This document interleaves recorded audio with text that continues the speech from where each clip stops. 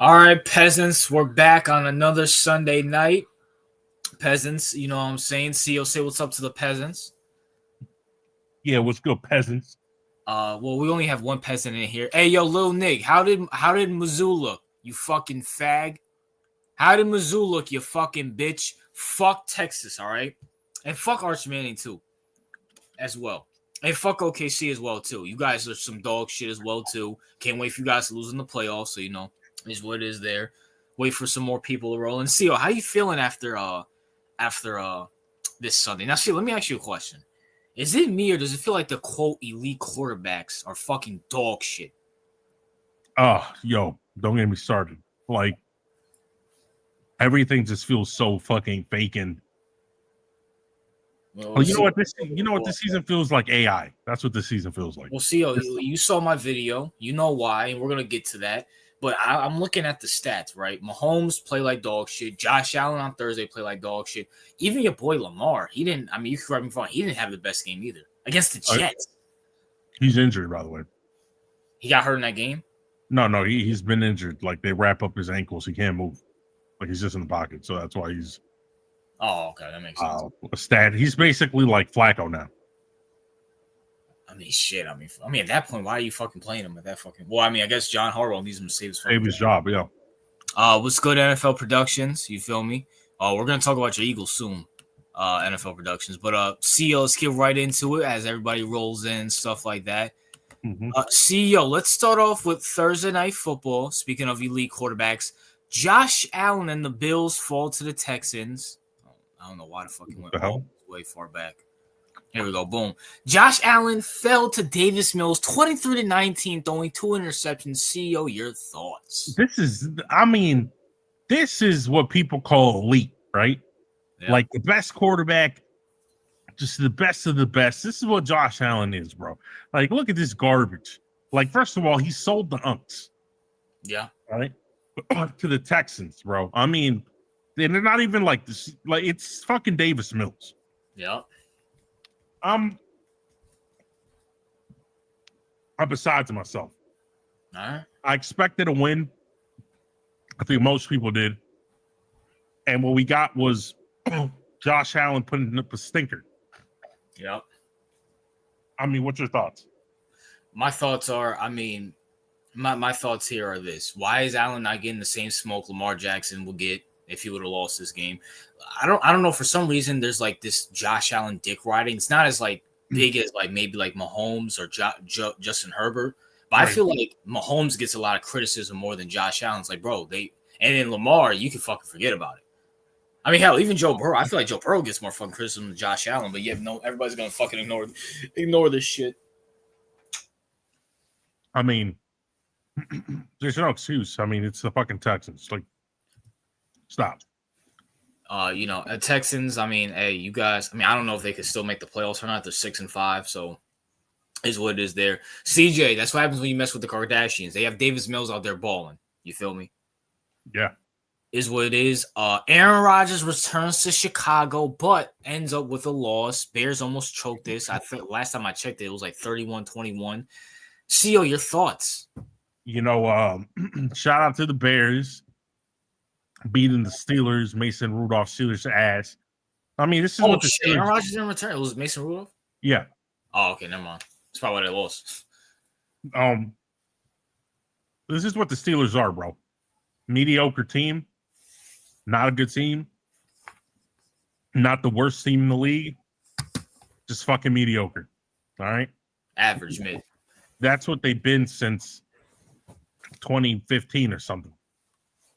Like I don't know. Since I'll say Big Ben. I'll say what was that year they won like 11 straight? That was probably the last elite year they had, to be honest with you. Yeah, like 2015. No, that was like 2021, somewhere around there. 2015, they still had Ben, AB, Le'Veon. They were getting like the first seed back then. The reason I say that is because I think their last playoff win wasn't back in 2016. Wow, it's been that fucking long. Yeah, I remember that. Yeah, so yeah, basically, so you might be right. It's been almost a fucking decade. So yeah, I mean, they're just mediocre, bro. They need to blow a house. Yeah, I agree, but unfortunately, they'll waste a fucking playoff spot and fucking get blown out by like the fucking Ravens or Bills or somebody. So Is what it is. My thoughts are shout out to Caleb for looking good. Shout out to Ben Johnson. I think he solidified himself as a head coach of the year CEO, especially since his first year with the Yeah. Bears. So is what is there. The Chiefs beat the Colts 23-20 in overtime. CEO, your thoughts? The Colts were winning the majority of the game. I was surprised the Chiefs came back. They were like in 9 points for like 3 straight quarters. Yeah. Like I have no faith in the Chiefs in terms of they just look like a sloppy, no energy old team, right? Yep. Like, yeah, they get their wins here and there, but it's just not a team that looks like the dominant dynasty that it once was. The Colts, bro, I mean, what can you say? I mean, they got Daniel Jones. They're eventually going to come back to reality. The whole slurping of Daniel Jones and that female owner. I can't wait till that comes collapsing down. That shit's insufferable. So all the Colts fans that thought it was a big win that they got female leadership, like hope you suck a dick and find out that y'all ain't gonna be shit soon. So, well, CEO, that raises a good question that you put on here. We could kind of talk about it because the rest of these games I'm looking at it, we're gonna skip over. Is the Mahomes era over, CEO, in your eyes? Yeah, that was a good question. It feels like it is, right? Yeah. Because this like Mahomes is just not looking good. What I mean by that is like, I'm not saying he sucks ass, not saying that at all. He's not looking like old Mahomes. He doesn't look like old Mahomes. He doesn't have that consistent domination that people like Peyton Manning and Tom Brady had, right? Where even if they didn't win championships every single year, they just look dominant, were MVP conversations all the time. Like with Mahomes, it's like, you know what it feels like, Arthur? It feels like he peaked. Really? That's what it feels like. It feels like he peaked already, and he's living off of the glory, and he's just not as good as he used to be. That's what it feels like. I'm not saying that's what it is. Mm-hmm. You know what I'm saying? It could just be that the whole league just sucks ass, right? Yeah. And he's just a product of it. But at the same time, it's just that, like, a lot of people would be lying to themselves if they weren't ranking Mahomes off of former glory. Oh, facts, definitely. Because if you ranked him off a vacuum, then he's probably barely top 5. Yeah, in a vacuum, like as a player. I don't know about that. I mean, looking at the league. Yeah, that's what I said. It could be like it is a weak league. That's what I'm saying. Like the whole week. Would you put Josh Allen will be in that category too? Because he's playing like dog shit too. Yeah, that's why it sucks. But it's like everybody sucks, including Mahomes. Yeah. And I guess you can make an argument he's the best of the shit, but at the same time, it's like it's still shit. So, well, here's my opinion about that, and I don't want to go too much into it because I'm saving a video for it probably in the next couple of weeks. CEO, you know what this reminds me of? You know, CEO, you're a man of history. You know, history in itself always repeats it. This reminds me of the year the Patriots lost to the New York Giants, and the Patriots took a huge step back for a few years, right, CEO? Mm-hmm. Or it reminds me of when the Patriots, before they got Randy Moss. I feel like the Chiefs are going to finally wake up, whether it's Andy Reid, Patrick Mahomes. Someone's going to curse somebody out and say, listen, I need some fucking help. I need something out there. I can't keep going out there with fucking Travis Kelce and this washed up shit. And I feel like this was the breaking point this year because now I don't want to say that they're not going to make the playoffs or not going to go to the championship game because the AFC is so fucking bad. Like the simple fact that the fucking Patriots are leading the AFC that's how bad the AFC is, CEO. Yeah, that's a fact. So I feel like I don't think Mahomes is peaked. I just feel like all of his supporting cast sucks dick. And at the end of the day, a quarterback needs help. I mean, look at Josh Allen right now. He needs fucking help. There's nothing wrong with a quarterback needing help. Aaron Rodgers had Jordy Nelson, Devontae Adams, Tom Brady, Moss, Gronk. I feel like Mahomes needs that, and he will get that next year. Unfortunately, he just has to suck this year. Yeah, we'll see about that. I mean, Is that a possibility? Can you see that happen, CEO? Yeah, I could definitely see that happening. Like, it's not. And CEO, I just said the Vikings, they're looking bad. There's a wide receiver out there who might get pissed off and demand a trade. I'm just saying, CEO. Yeah, that is true. I said it before, CEO. I'm ahead of the curve, CEO. You know what I'm saying? I mean, I could see it happening only because, like, the Chiefs they just feel so dead to me, right? Yeah. Where the front office could be like, we need to do something. Like, we need to shake something up because, Kels is a bum, and Rasheed Rice and these people are just not enough. They're good to be a supporting cast around a Justin Jefferson. Like Rasheed Rice next to Justin Jefferson, please. Because he's a burner. I'll give him that. He's a fucking burner. I'll give him that. Yeah. I'm like with Worthy. Like, he doesn't need another receiver. I'm not sure how the O-line looks. I haven't been watching the Chiefs games exclusively, so I'm not sure how the O-line looks. But yeah, definitely. Also, speaking of that, CEO, Travis Kelce should probably fucking hang it up. I'm sorry. It's time. You stink, dog. You are fucking washed. Horrible. Yeah. And also, we can get rid of Taylor Swift as well, too. Well, actually, no, because I feel like if the Chiefs fucking go to the Super Bowl, we're going to see Travis Kelce and Taylor Swift in the fucking... Oh, fuck. I just realized that. Because the NFL is going to make him an ambassador, and we're going to have to see them. It's like the Chiefs are so bad, but you know what the thing is, RJ, right? Yeah. It feels like if they went to the playoffs, they'd suck their way to the Super Bowl. That's how bad. Like that. Like, I mean, holy shit. Like, I'll say something about this year in a vacuum specifically, right? Okay. In a vacuum specifically for this year. Okay. Like, just just for this one, because, the whole league, like, as you would say, the product sucks dick, right? No. It's like it's bad right now, right? I think you could agree. Obviously you agree, but yeah, of course. Like, this is the play, we're gonna get into that. Your video discussion, which is I think what you want to make a point about that. But I don't know. It feels it just feels slightly bigger to me. I don't know. But you know what the funny thing is, RJ? Even though I can clearly see like it's just shit, right? It's just garbage. Like, you'll just see all these niggas happily eat it up, and it feels so good. Like, yeah, it's bad. They know, but here's the thing: it's like, this is what I kept saying with my premise, RJ. It's like, I'm looking like, yeah, I can clearly see that the product is just not good because I can see the quality of talent is just not as good, or at least doesn't feel like it's as good. But like, people are just talking about their fantasy teams. People are talking about this and that, or they're all happy and acting like it's all normal. Like, yeah, and I think they like it. Like, that's the thing. That's the thing.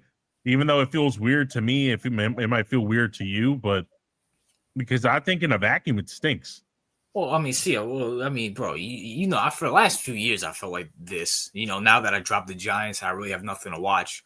I'm just watching and I'm like, man, this is the fact that people have Drake May as the best quarterback in the league. I'm sorry, I don't believe it. I just don't believe it. We're about to get to that. Yeah, you feel me? Oh, well, yeah, definitely. But as it goes for that, it's hard for me to say the Chiefs era is over because every time we think, like, we thought that when they lost to the Bucks and then they won 2 straight. So it's hard for me to say that, but also the fact that there's no dominant team in the AFC. And let's be for real, CEO, playoff experience matters. They have the best playoff experience in the whole AFC, to be honest with you. Yeah. I mean, the Bengals ain't gonna do shit, so it is what it is. But speaking of that, CEO, Packers 23, Vikings 6, CEO, and a great product. Is Rozier? Are we done building in Rozier?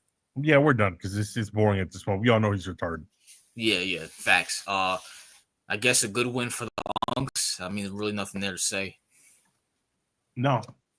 Well, by the way, other than JJ McCarthy's ass, we told him it. Facts. Like, he won. Like, people just bought into it because it's like, because they won the national championship with Michigan. I'm like, that didn't mean shit. Like, Will Howard won the national championship with Ohio State. You don't see him starting. Yeah, absolutely not. It's beyond fucking gay. I'm sorry. Like, get the fuck out of here with this fucking. No one watched that national championship but me. I swear, this guy, all this asshole did was check down, and give it to fucking Devontae Mitchell. Like, get the fuck out of here, bro. Yeah. Like, shut the fuck up. Speaking of shit, the Giants choke up a good lead to the Lions, 34-27. Now, we all know the Giants are dog shit. My question here is this: why the fuck were the Lions even down to the fucking Giants at home as well too? Yeah, I have no idea. It's just like the Giants love to give their fans like false hope. Yeah. So they'll be ahead early in games to like, I guess what people would consider good teams, and then they'll just choke it up in the end. Like they did that with the Broncos, they did that with the Lions. Like the only team they managed to close out was the fucking Eagles. Yeah. But that's about it. Like this team is a disgrace. This team is just as bad as the Jets. They're no different than the Jets. This is an embarrassment of a franchise. Nothing good can be said about the Giants. They've been ass since I've known all of you. They've been ass. There's not been like there's not been a respite. This team is fucking garbage. Like holy shit! Just delete the franchise already. Just to call them the New Jersey Giants and just get a new franchise at this point because holy shit. Well, CEO, can you do me one favor? Mm-hmm. Can your Ravens, Eric DeCasio, get Malik Neighbors the fuck out of there? Please. Don't let another LSU wide receiver ruin his career there, all right? Don't see that massacre happen. This is a Holocaust over here. And by the way, Giants fans are so retarded, bro. Pissing me off. Like, I'm saying, and do you understand why I left, CEO? Like, you understand every year why I left. I always understand. Like, by the way, I supported your decision since the beginning, and it's just the Giants fans, bro, and the cope and the like. Oh well, Dart's hurt, Scadaboo's hurt, Malik's hurt. Next year will be the year, because we have all three of them. It's just like, no, it won't. At Fire Day Bowl. Like, no, it won't. That is what it is. Your Ravens beat the Jets. Really nothing to say. Just a good win by the Unks is what it is. Yeah.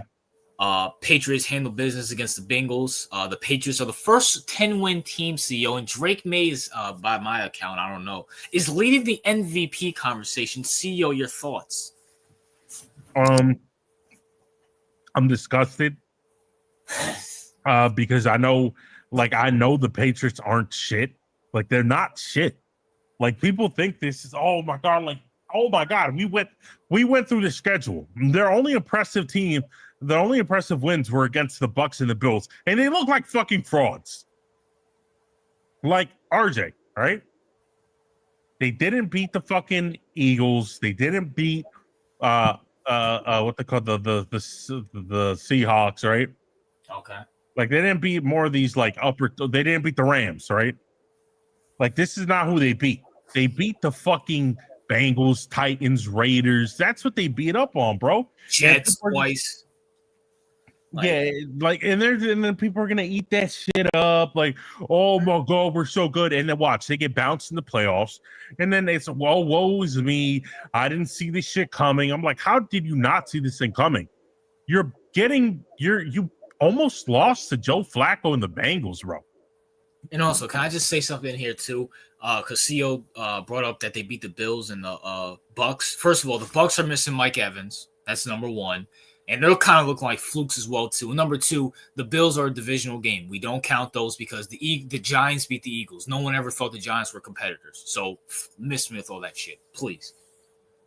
So, they legitimately have no legit wins, CEO, at all. No, they don't. That's what I'm saying. Like, people think, oh, no, you're just hating haters. And I'm just like, first of all, I have no reason to hate the Patriots. No. Whatsoever. I like Tom Brady for the most part. Yeah, me too. So, there's no reason to hate the Patriots. It's just that we're looking at the reality. We're looking at how weak their schedule is. Bro, they're beating up on the Bengals, Titans, Raiders, Cardinals. Like, these are the type of teams they're playing, bro. Like, it has fraudulent written all over it. Yep. Shout out to Jordan, an Unk.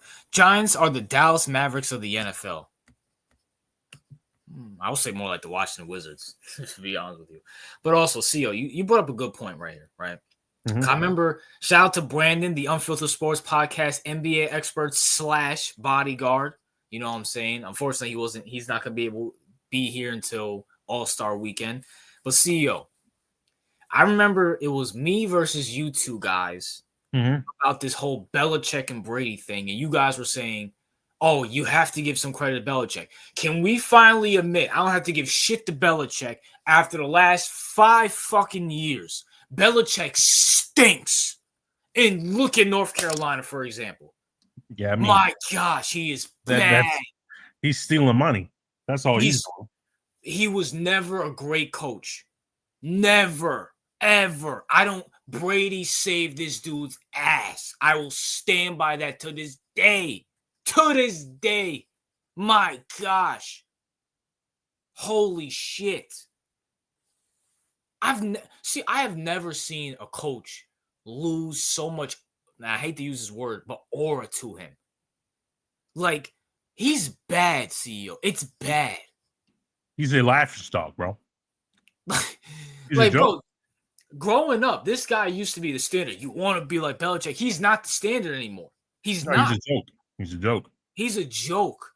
Andy Reid has surpassed him in just like he's the standard. And I'm not the biggest fan. Andy Reid's a good coach, not denying that. But before Mahomes, he was considered a choker in our time. But at least he went to a fucking Super Bowl. At least he had some success. My gosh. Fuck. Bill Belichick stunk. Fuck. Yeah,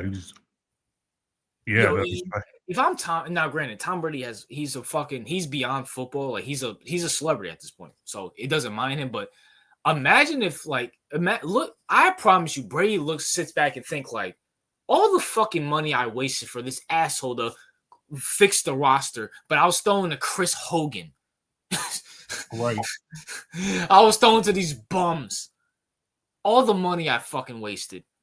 I'd be fucking pissed. No wonder these niggas fucking hate. I can't wait for Tom Brady's fucking Michael Jordan documentary where he takes a dump all over fucking Belichick. Yeah, facts. So it is what it is there.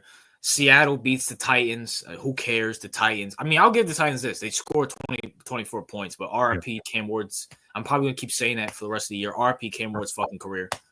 Yeah, RIP Cam Ward's. Another team that the Patriots beat, by the way. Another fraudulent team that the Patriots beat. And I just can't wait for that ship to sink, RJ. Yeah. Speaking of that, Jaguars beat the Cardinals, costing us a fucking win for the Unks. Fucking joke. TRO, what are you waiting for, bro? Quit. Like, what are you waiting for, bro? Like, just quit. Well, CEO, if it's not now, granted, I know it's the beginning of the year, but CEO, the Suns are like top 3 seed in the NBA. Meanwhile, the Cardinals are doing this shit. So just letting you know. I'd rather be watching the Suns. Yeah, they are. Now, granted, it is fucking November still, so it doesn't really matter, but I'd rather be watching that than the fucking Cardinals. I wouldn't know because, what's his name? TRO doesn't talk about it, so. Yeah, speaking of that, is Kyler back or is it still Jacoby Brissett out there? Yeah, it's Brissett out there, yeah. Oh, so it's what it is. Cleveland Browns defeat the Raiders 24-10, and we got to see Sanders, CEO. Not Barry Sanders, not Deion Sanders, but Shedeur Sanders. CEO, your thoughts, and talk about a little about Shedeur's debut. Talk about the game first. CEO, your thoughts. Again, they beat the Patriots. I mean, they beat the Raiders, another team that the Patriots beat on, fraudulent. Listen, when it comes to the Raiders, literally one of the worst teams in the league. Shedeur played pretty mid. Yeah. Nothing special. They got the victory. I guess credit to him and credit to the team. They scored more than 20 points, so that's impressive and out there in Cleveland. But again, this is the Raiders, bro. They're like the worst team. Like, you got the Titans and you got the Raiders. Like, it's that bad. Wait, Kaiju said they lost to the Raiders? Wait, y'all lost to the Raiders? Really? I don't know. I don't remember them losing to the Raiders. I wouldn't even know. But when it comes to this, who cares about the game? I was not impressed with Shador Sanders' debut at all. It's Oh kind no, of he's right. They did lose to the Raiders. oh wow. But I was not impressed with Shador Sanders' debut at all. I mean, nice they got the win. I mean, I guess it's a decent. I mean, I guess for a starter, I guess it's. I don't know. I'm just not big on Shador. I'm not at all. No, and by the way, I just want to put this in there. Like Shador, you're not your father, bro. No, Like, stop trying to copy his personality. It's corny. Like, you're supposed to be your own man. You know what I'm saying? Like, don't like trying to pretend to copy your father's primetime bravado. Like, you're not primetime, bro. Like, what's his name? Say Sanders, when he came out of college or whatever, like he was in FSU. Yep, Florida State, baby. You already know. Produced the best cornerbacks ever. He was balling out there, right? Yep. And then he got drafted by the Falcons. Yeah, by the Falcons, but he also got drafted by the Braves. The Braves. No, I think it was the Yankees. The Yankees drafted him? Didn't he play for the Braves though? No, he did. He played for the Braves later on, but the Yankees, I think, was the first team that picked him up. I did not know that. Wow. So he played for the Yankees, and then he played for both the Yankees and the fucking Falcons. And then I remember they were going back and forth. I don't remember because I wasn't live, but I was looking at a documentary. Yeah. And basically the Yankees and Falcons were bidding against each other to see who can keep Deion Sanders because he had a big name, big personality. But he was like a number one prospect in baseball, number one prospect in football. Like Shador, bro, you got picked in the 5th round. Like, yeah, please, like you're not your father. Like the bravado and the fucking, because he won the game and he says, "See, imagine what I would do with a full off season," and it's just like, bro. I mean, he did have a full off season, so like I think it meant like as a starter, right? Oh, but my thing is like, like you see, like he was all like, I wish we could look up that video, but he was just like, like, like yeah, you see what I did out there, yeah, and I'm like, bro, your numbers are mid. It's just, I'm like, you're not your dad, bro. You're trying to copy the primetime personality, and it's just not looking. It's just not. It doesn't work because you're not your father and you're not as good. So it doesn't work. Like if you were more humble, that probably worked better for you. But it wasn't impressive. I was rooting for Sanders, but I'm kind of starting to see why teams didn't want him. Right? I think you're gonna say why Whitlock was shit on. Like I can now see why teams didn't want him. It's like you have way too much bravado for the talent that you had. Okay, that's just a fact. Until you start doing something serious, And by the way, it's just unoriginal. You can't just copy your father's gimmick. You feel me? CEO, I agree with you, but I understand. I mean, listen, every son wants to be like their dad growing up. They look up if you have a good dad. So I'm not saying I agree with it, but I semi-understand it. Because he probably did look up to his dad and he kind of wants to be his dad. I mean, every kid wants to be like their dad. So I semi-understand it from that level. Do I agree with it? No, but I semi-understand it. So that's why I really don't trip about it. I mean, no, I get what you're saying, but it's like, I mean, he looks like his dad. I'll give him that. But all of his sons look exactly like, except for his first oldest. But his Shiloh and Shador look exactly like him. Even his daughters look like him too. Right. So I'm just like, I get it, but it comes like you have to have some like an ounce of self-awareness, right? Yeah. So where you're just like, listen, bro, let me start acting like this when I have a successful season as a starter or something like that. I don't know, right? But it's like, tone it down. It's like it's too quickly, the bravado. Like, you're not your father in terms of you didn't play baseball and you didn't play 2 sports at one time at the highest level. Like, you're not like the you don't have the strongest arm. You're not the fastest. You're not Like, there's nothing spectacular in your game in terms of like, oh shit, he has the best arm in the league, or he's the fastest quarterback in the league. Like, you know, like pump the brakes a little bit. You feel me? I totally agree, but I can, and plus that's who his dad allowed him to do that. Whether it was prime prep, high school, college, his dad allowed him to do that. So. No, I get that. Listen, his dad probably, you know, molded him like that. Yes, absolutely. I think so. But the problem with his father molding him like that is, I think he maybe thought that his son could be like him, right? Yeah. And that's just not the case. That's never the case. All right. Your son will either be better than you or worse than you. Yeah, especially when he's that great. Right. But he will never be like, very rarely will, like when you're talking about sports, right? Mm-hmm.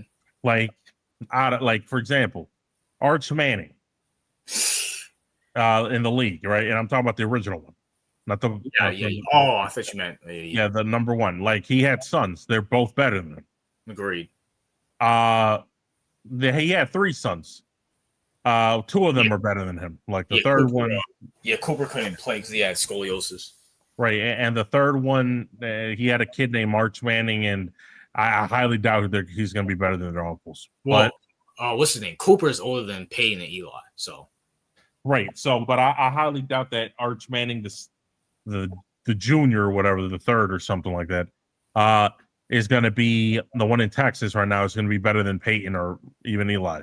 He's probably not even the best quarterback in Texas right now. So right. Like this is so like your son is either going to be better than you or worse than you, but rarely will your son ever match you, right?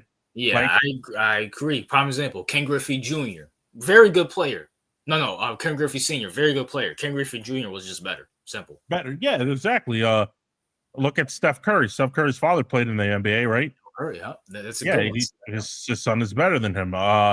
Patrick Mahomes' father played. Well, he didn't play in the NBA, in the NBA, and in the NFL. He played in the MLB. Mahomes as a player, Mahomes has accomplished way more in the NFL than his dad did in the right, NBA. He's better than his father. It's just that's how it is, right? Either your son's going to be better or your son's going to be worse, right? Prime example, Bron and Bronny. Yeah, there you go. Michael Jordan's son.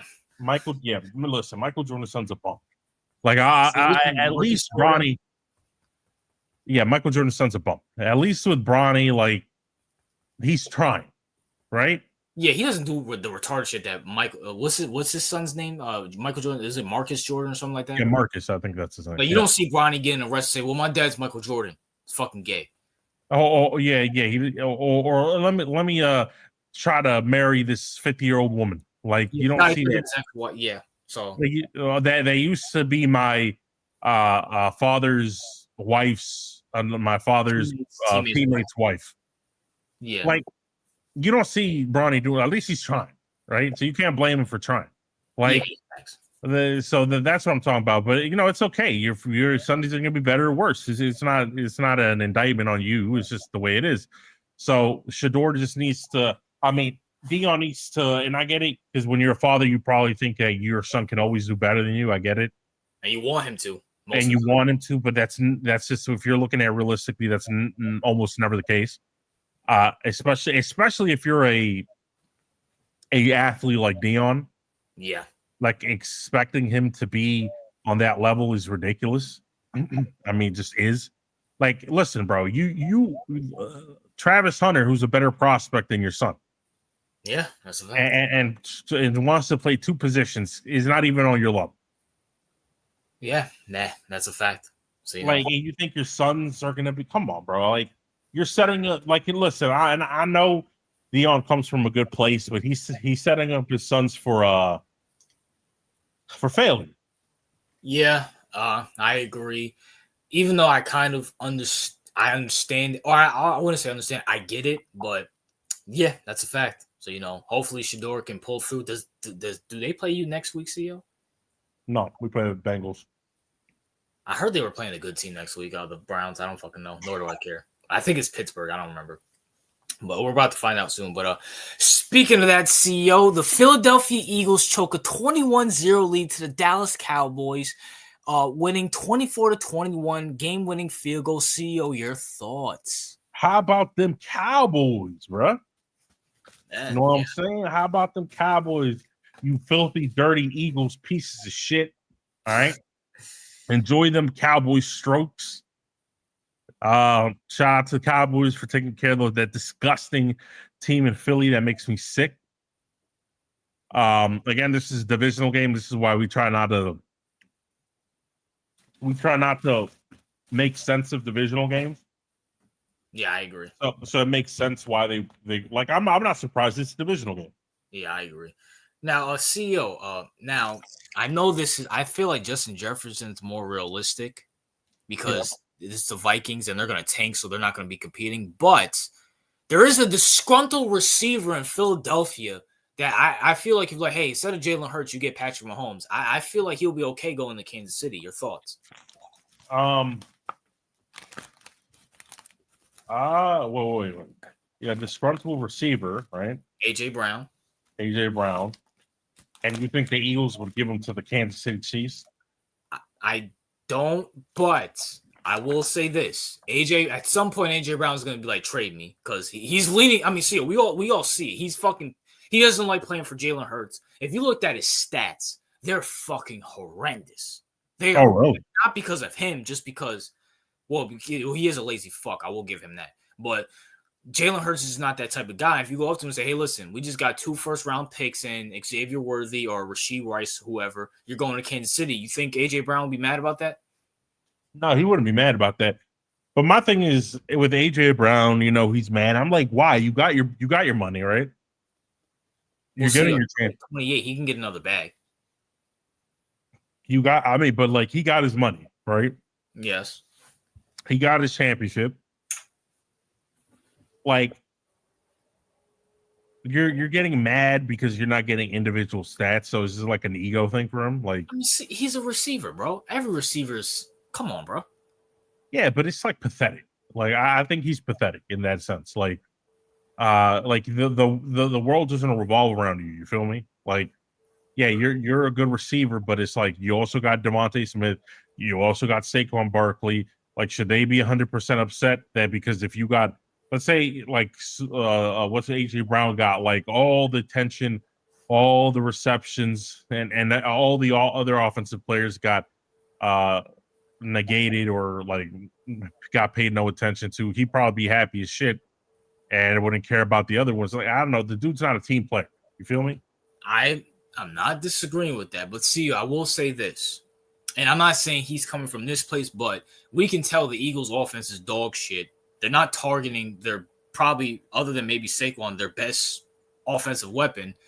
He does have a legit point there. It's like, hey, bro, we can't keep winning like this. I need the ball to win. And, I mean, you can make that fucking case. I mean, they didn't score the whole second half.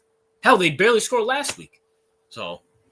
Yeah, I mean, Eagles fans seem disgruntled with their offensive coordinator. Who was it, Kellen Moore?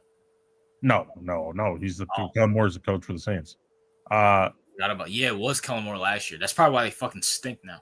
Yeah, I mean, yeah, they're disgruntled with their offensive coordinator and all that shit. Probably he's ass and all that, whatever. I mean, I get it. At the same time, like, they only lost 3 games. It's not the end of the world. You feel me? Like, that's the problem with the Eagles fans and the fan base. Like, 1 loss and it's the fucking end of the world. So they only lost 3 games, but you could tell like that their offense is not good. I'll give them that. But and by the way, Saquon took a big step off. Like, yeah, that's a fact. Speaking of step off, the Falcons beat the Saints. Who gives a fuck? Yeah, no one cares. And as it currently speaks, CEO, your franchise players pulling through, beating the Bucks 31-7. Now I know Mike has the Bucks, so this negates itself. But see, that should show you I'm the best. Can you finally admit I'm the Michael Jordan, I'm the Tom Brady of this team? All right, the team that you assembled. Well, you gotta put more weight on your back. You gotta start carrying more, RJ.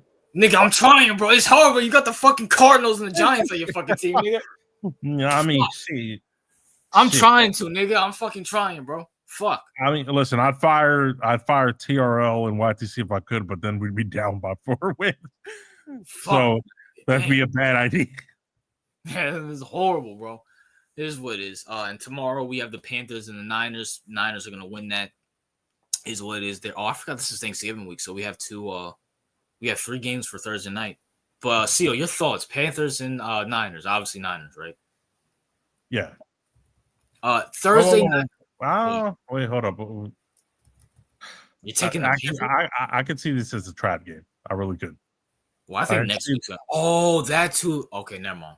All right. Well, I think I'm gonna go Niners. You're going Panthers, or you going Niners? Yeah, I'm going Panthers. Panthers. All right. Well, CEO, Thanksgiving. You know what I'm saying? We have 3 games. Like for some fucking reason. Oh, your team fucking plays. Packers and Lions. CEO, who do you got? I got the Packers. You know what I'm saying? You got the Packers. Pumping in, take care of business. Even though they suck dick a little bit, but the Lions are not that good either. I'm just letting you know. They're not that good. And I feel like coming off of an exhilarating win against the fucking Cardinals, I feel like they're a little bit drained. Giants. So, against the Giants, whatever. Yeah, them. I'm going to go with the Packers. I feel like the Lions are going to be a little bit, slower and a little bit less because the Packers actually beat the fuck out of the Vikings. So, I feel like they have a better mindset coming into this game. So I'm going to go with the Packers. I agree, but this is also a short week, and it's Green Bay going from the Green Bay to the Lions. I mean, this is a divisional game, and we need this to win, by the way, because it's Unk versus Y. All right, so I guess I'm going Packers. We got the Cowboys and the Chiefs. I got the Chiefs. Another Unk victory. This is I know. Talk about the ratings. I know this game's about to be a fucking. Man, I'm not gonna make any promises. I might watch this game just because it's the Cowboys and the Chiefs. Actually, I'm gonna be at work. Never mind. You work on Thanksgiving? Yeah, unfortunately. That's tough. I don't really mind. I don't fucking do anything for Thanksgiving anyway, so might as well get money. And plus, everybody's gonna be going because all the residents are gonna be with their families, so it's gonna be an easy day for me. So, okay. Fuck. Because the Chiefs are not that good, but the Cowboys are so up and down. It's not even funny. I like Chiefs make more sense here. The Cowboys just came off of an exciting win. Yeah, good point. I mean, so did the Chiefs technically, because they won by a field goal. Yeah, but the Chiefs are the Chiefs. They're always going to win like that. All right, so I'll go Chiefs. I would not be shocked if the Cowboys won. Ravens and Bengals. Got the Ravens. Now, we could get upset because it's a divisional game on fucking Thanksgiving, but at the same time... Yeah, I'm going to go Ravens. Listen, we have a realistic chance, RJ, of going 3-0 for the Unks on Thanksgiving. Yeah, hopefully that happens. Well, that's not going to happen. Ravens will take care of business. The Chiefs will take care of business. We just have to see if the Packers will take because that's the most. Flacco going back to Baltimore? I think so. Yeah. Yeah, bro. I'm picking the Ravens, but especially since Lamar's injured, yeah. I'm picking the Ravens, but it wouldn't fucking shock me. And then we have a Friday night game. Okay. Oh fuck! All right, here we go. This Friday bullshit. Eagles, Bears. I'm going Eagles. The Eagles are going to beat the Bears, unfortunately. But if the Bears win, there's we could sweep the Stars. You feel me? But that's unfortunately the Bears are kind of fluky in my opinion. I agree. So I don't think the Eagles are fluky. I just think they have a bad play calling. So I don't think they just lost this week too. Right, they're not fluky, so they're going to win that game. Unfortunately.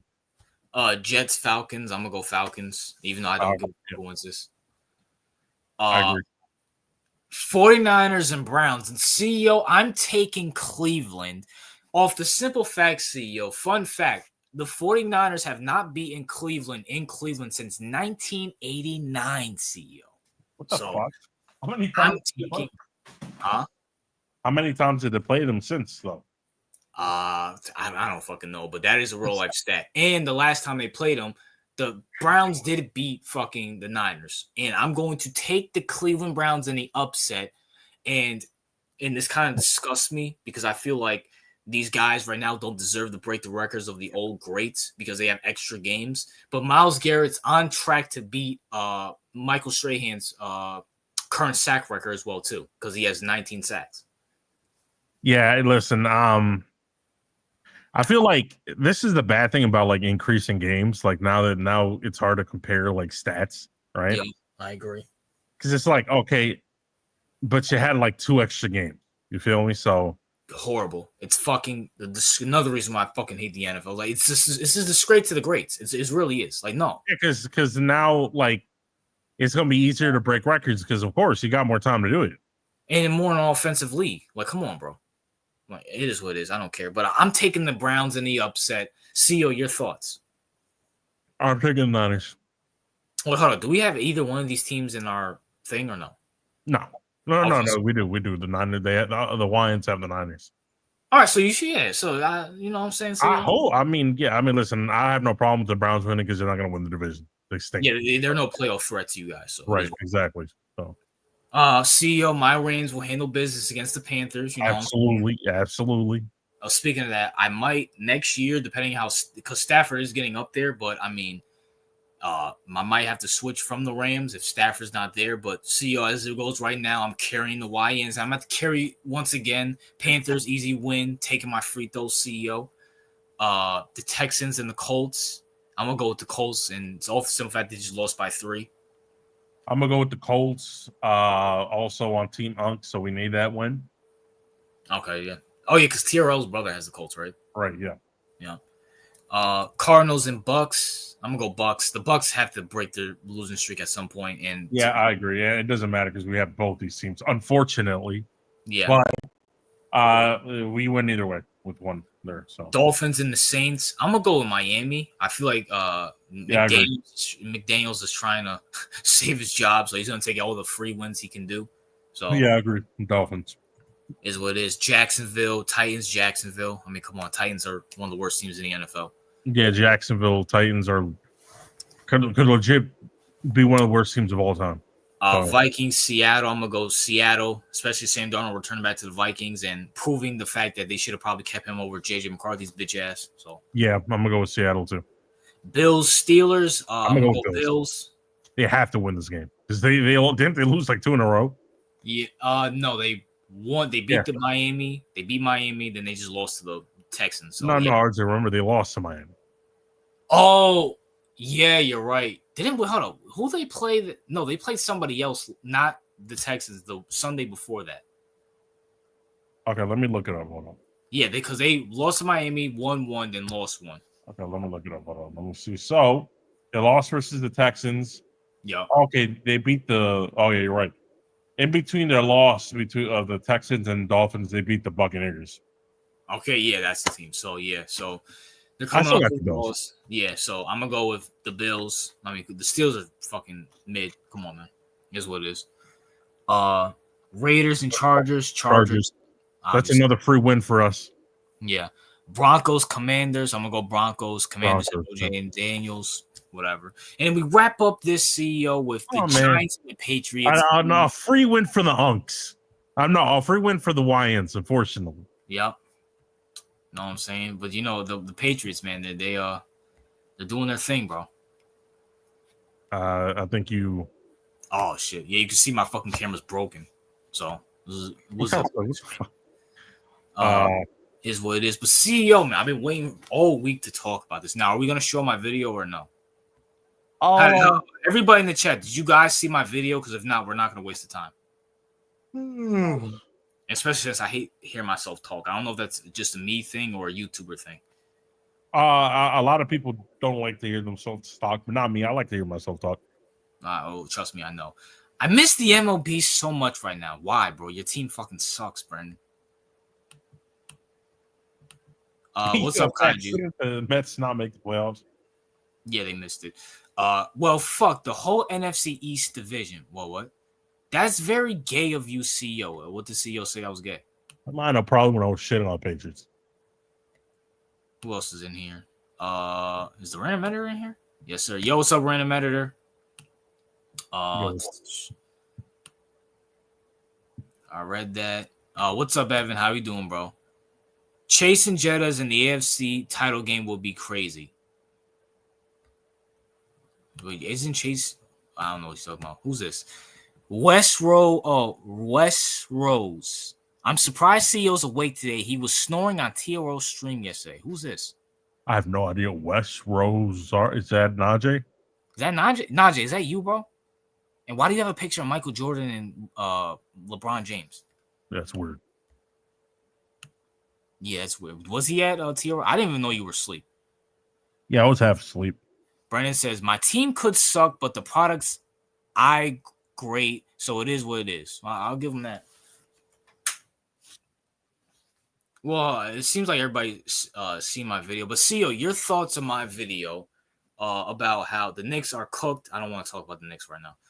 What's up? Wait, what happened with the Knicks? Bro, we just lost to fucking Orlando, bro. And Orlando's sweeping us right now, bro.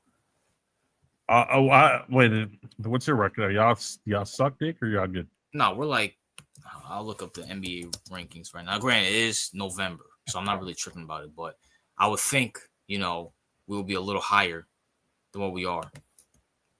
Got you right now. NBA standings right here. We're sixth. Sixth. All right, so the current Eastern standards. Oh, I can't wait to talk about a little basketball, CEO, because your team's a little interesting right now, especially with rumors of a certain somebody returning. But the Pistons are 1, Raptors are 2, Cavaliers are 3, Heat is 4, Hawks are 5, Knicks are 6, Bulls are 7, Sixers are 8, and the play-in tournament. Oh, the play-in tournament consists of the Bulls, Sixers, Magic, and your Celtics, CEO. So that's what happens when Tatum's not playing. We're a fucking play on Tim. And then as it goes for the West, CEO, OKC is the first seed, 17-1, CEO. 17-1. That's tough. Nuggets are right behind them as the second seed. Lakers are third. Spurs are fourth. Rockets are fifth. Suns are sixth. And in the play-in tournament, CEO, we have the Timberwolves, Warriors, Trailblazers, and the Memphis Grizzlies. So, all right. How do you feel like number 6? I mean, listen, man. Brunson was out for a little bit. Listen, we got a new coach. We're just meshing things, all right? Is what you know what I'm saying? Listen, RZ, this is what's gonna happen. Y'all ain't gonna make the title game. You know what I'm saying? That's bullshit. Y'all ain't gonna do shit. You don't even believe it. Who's beating us? Won't cry. The Pistons, bro.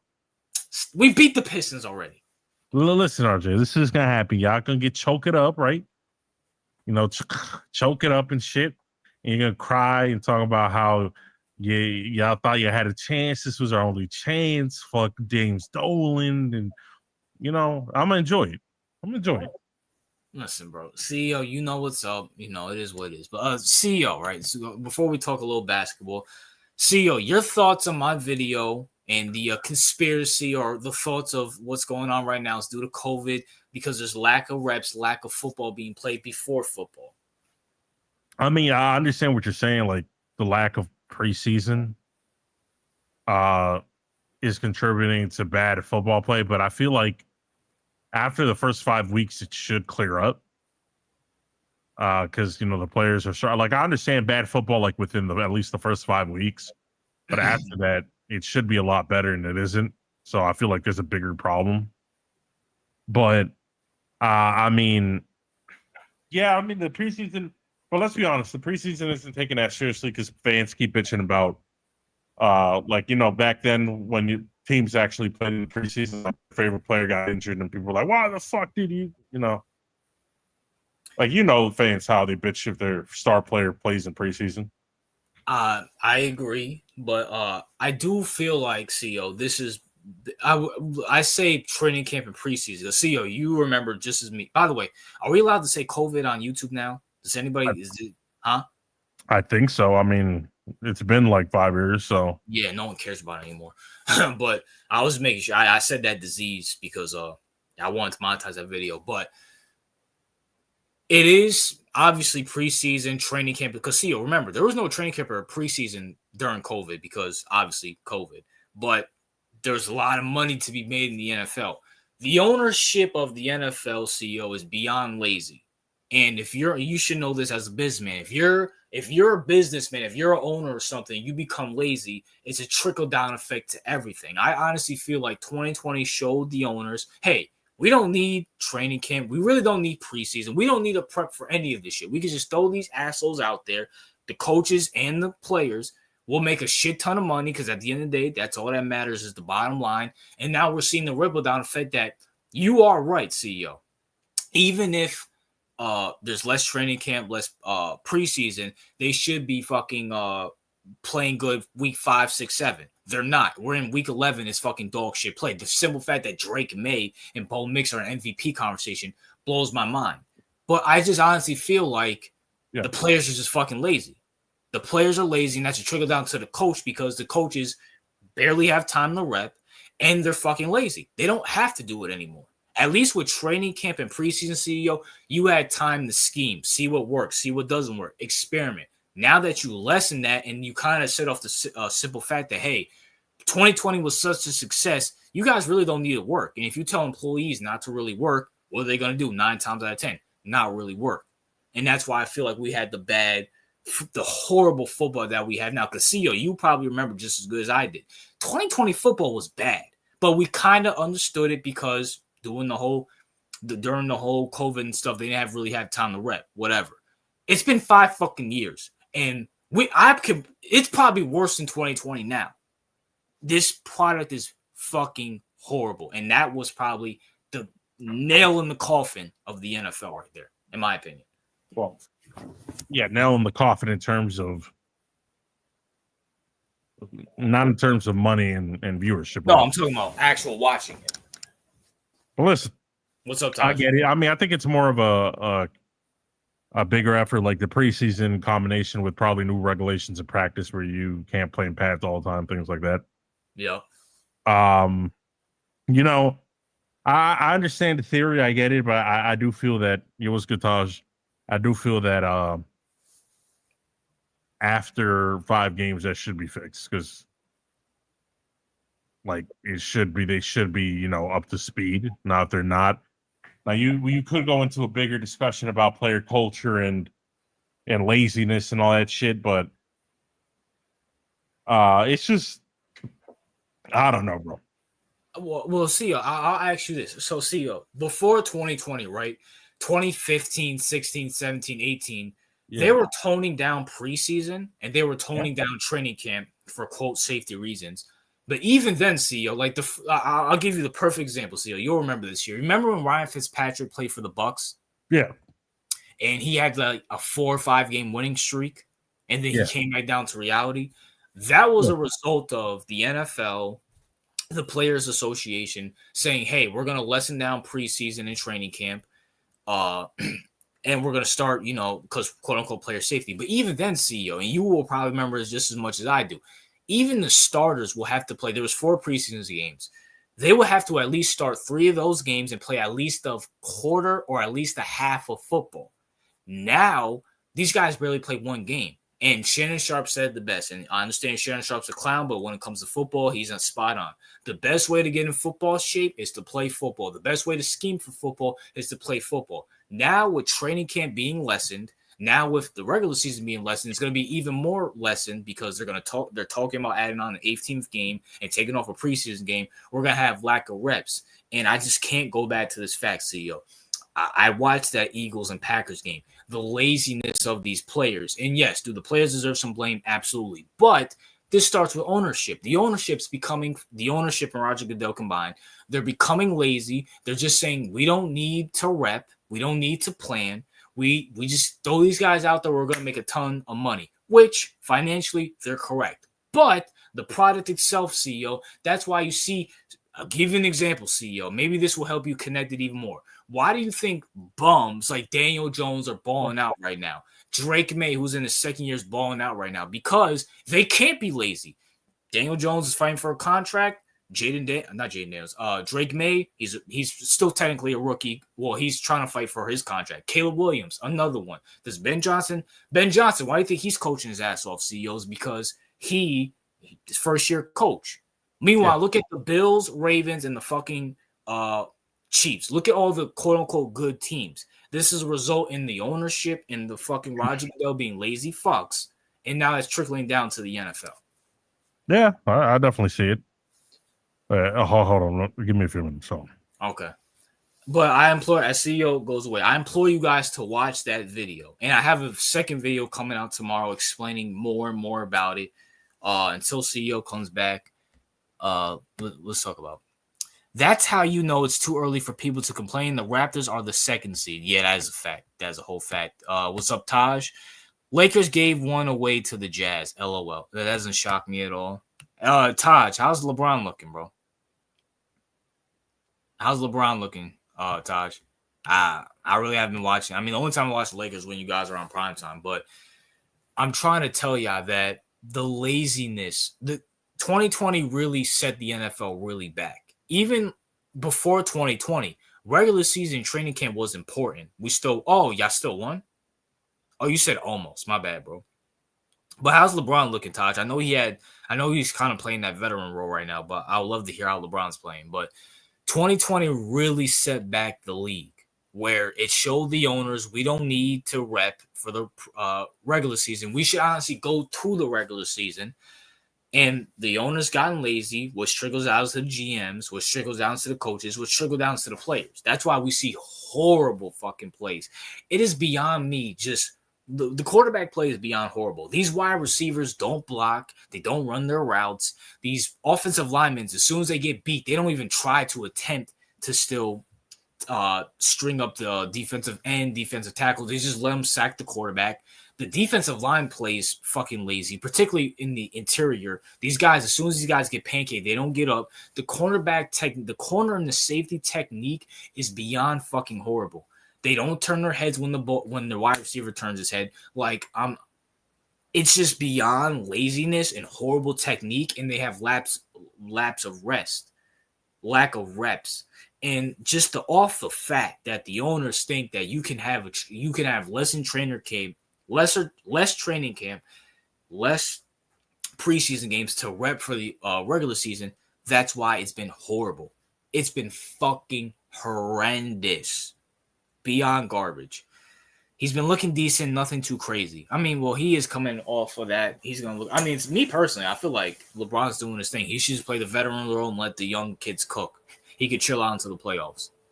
But it's just like ever since, because I've been trying to put my finger on it. Even in 2018, 2019, where the league was still offensive, there were still some good defenses out there, and there was still a feel of football. Now it's like I'm trying to figure out, why is the play bad?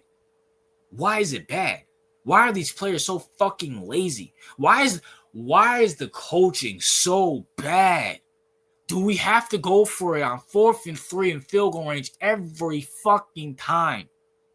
Every fucking time. Because the analytics says so. I still implore people, can you find me the stats of these analytic fags who say go for it on 4th and 3 when you can kick a field goal and go up 3 points? Defense is a momentum game. People sit here and say 7 is more than 3. That's a fact. But 3 is more than 0. And the fact that these fags go for it on 4th and 3 every fucking time in field goal range, it loses games and it fucks over your defense. Defense is a very momentum, emotional game. If you leave with 3 points, that gives your defense some type of break, and at least you leave with something. Now these queers go for it. And I'll put it to you like this. There's more analytic watching than there is coaching in the NFL. Coaches, I honestly believe, instead of coming up with schemes that work, we see a lot of coaches going off of what the analytics say and doing what the analytics say instead of testing out their damn selves, which they have less time to do that. Like, it's just beyond fucking horrible how bad this game is. And speaking of the game, I actually got to look up this Buccaneers game for you guys. Bucks game. Why should bring up the fucking oh no, never mind. 31-7, by the way, too, for the Bucks. I don't get what you're saying. Well, no disrespect, Lil Nig. You're like fucking 15 years old. You never watched Lil Nig. You're like 18, so let's just say you started watching football at 10. Bro, you never seen a good football game in your life. Ever. You have never seen good football in your life, Lil Nig. Hell, you never seen good basketball because you think SGA is the best player in the fucking league. So, Lil Nig, your name is Lil Nig, dog. You're a fucking retard. You don't understand what I'm saying because, I mean, at the end of the day, you're a queer. You're a Lil Nig. You're a YN. You're dumb as shit. Dumb as rocks, my nigga. I mean, like, come on, bro. Is what it is. Pistons have been playing really good. Yeah, as a fact, Pistons have been cooking. I mean, Cade Cunningham, shout out to Cade. I'll give Cade this. Cade Cunningham deserves his credit because, bro, how do you go from losing like 30 straight games to being the first seed in the NBA or being the first seed in the East? I mean, I'll give Cade that. He's stuck through the grind. I'll give him that. We 17-1, but okay. Yeah, sure. You're 17-1, but you're gonna lose in the playoffs, bro. Bro, Lil Nick, I cannot wait for you guys to versus the Rockets, the Lakers, whoever, and get fucking cooked, all right? And J-Dub's not even back. J-Dubs is a bum. Jalen Williams is a fucking bum. Stop hyping that bum-ass nigga up. He's trash. He's garbage. He's some cheeks, dog. If J-Dub was on any other team, he would be averaging like 8 points a game. He's not that good. He's not. You can give it to SGA. You can give it to fucking, what's the name? Chet Holmgren. You give it to Isaiah Hartenstein. J-Dub is not that good. You put him on the fucking Wizards. Niggas averaging like 18 points a game or 15 points a game. He's not that fucking good. I'm sorry. Dude is some dog shit. Like, get the fuck out of here, bro. You have one of the best backcourts in the NBA, the best front courts in the NBA. You have the MVP, who's a walking bucket. Of course you're going to look good. Everybody going to be focusing on them niggas. Like, get the fuck out of here, bro. Ain't nobody give a fuck about OKC, dog. OKC some shit. Y'all won y'all ring. It is what it is. SGA not even a top 5 OKC player ever. KD, James Harden, Russell Westbrook, all fucking better than him. If you really want to go into the Supersonics, Gary Payton, Sean Kemp, all them niggas. Lil Nig, you ain't shit. I slap the fuck out of you, Lil Nig. You ain't shit, puss ass nigga.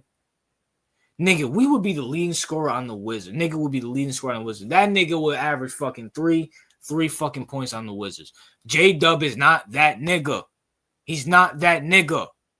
He's Jaylen Brown. That's all that nigga is. He's Jaylen Brown. You take away Jason Tatum, you take away SGA.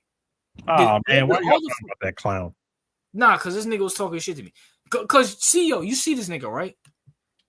J-Dub, Jalen Williams is not even back. All that nigga is Jaylen Brown.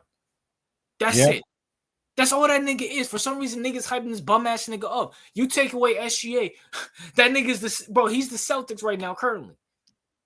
Finals MVP ring, probably back-to-back rings. First of all, why are you putting in hypothetical awards with real awards? That's one.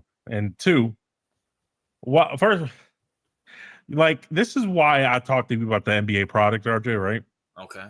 Because now you have people like Lil Nig, okay, like literally propping up these clowns like SGA who do nothing but flop. Okay. Their whole game, he flopped to a championship. They allowed it. He flopped his way egregiously multiple times to win games. You know that's the truth. No, yeah, that's a fact. But that's not going to be the case this year. That's not going to be the case this year. The OKC Thunder will go down, and we'll be celebrating it. All right, listen, RJ. If they flop again and they do, let's say hypothetically, win the championship, doing the same thing, flopping, right? Then will you have a serious discussion? I'll have a serious, absolutely, 100%. All right, we'll see.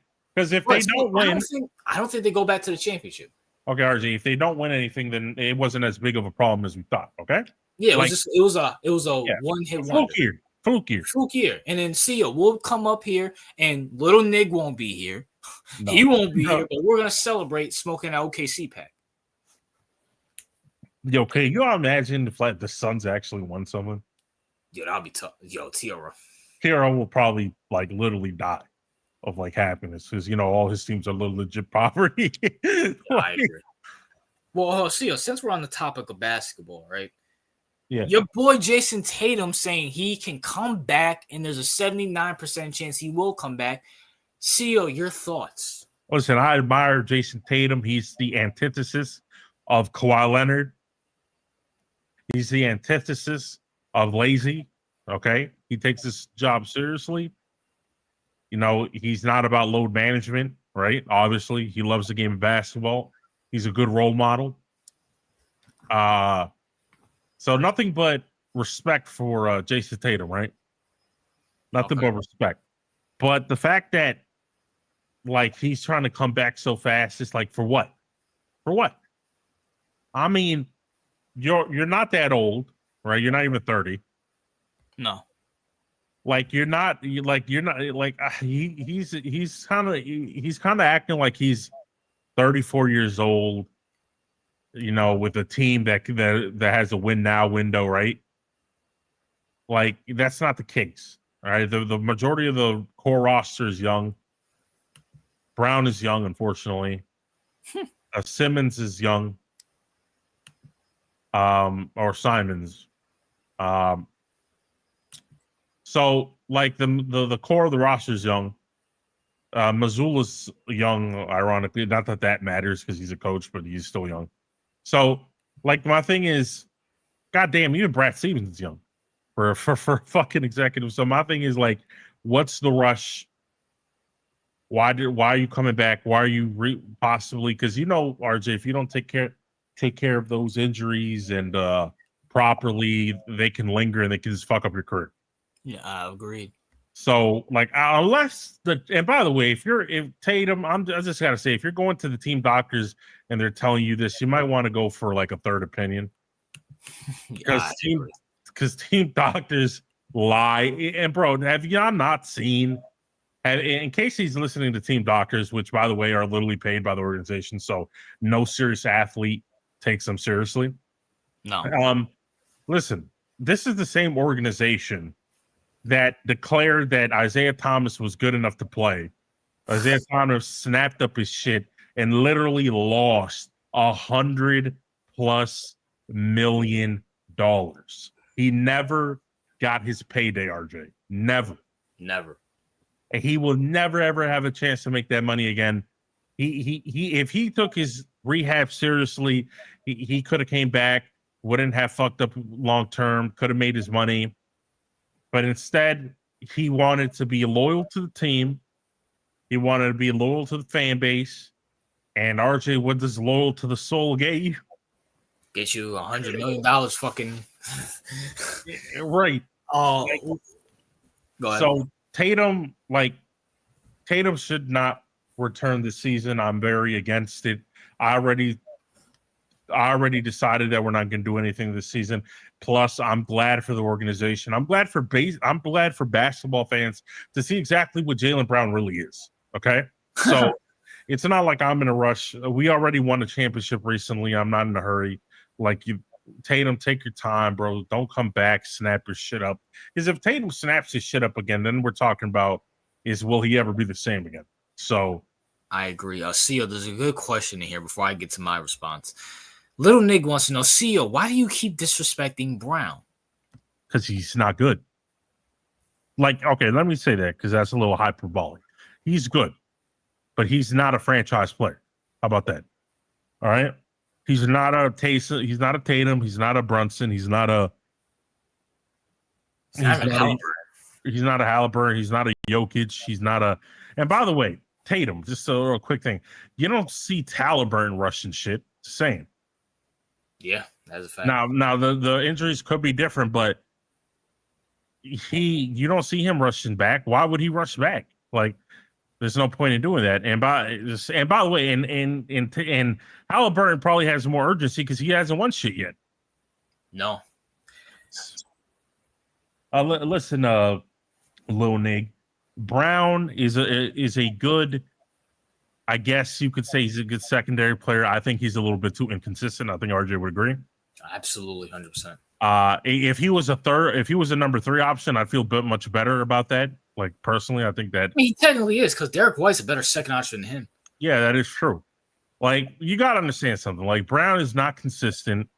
He's not a He's not a star in the typical sense, at least in my opinion. I know people love to hype up Jaylen Brown. He's way too inconsistent, and it's blatantly obvious. So the fact that Lil Nig is like, why does he like? You should be respecting Brown more. This goes to show how dumb Lil Nig really is. Asia, you know what Jaylen Brown is? He is the Andre Iguodala of the Boston Celtics. Remember when Andre Iguodala won that Finals MVP, and people were saying Andre Iguodala is better than Curry, when in reality we know Curry was the best player. That's exactly what he is. Shout out to Marcus. CEO, do you think Zach Orr is a shit DC? Imagine having Shane Bowen, Giants defensive coordinator. He's worst DC in Giants history. I'll take Orr in a second. Your thoughts? Okay, well, Zach Orr is not good.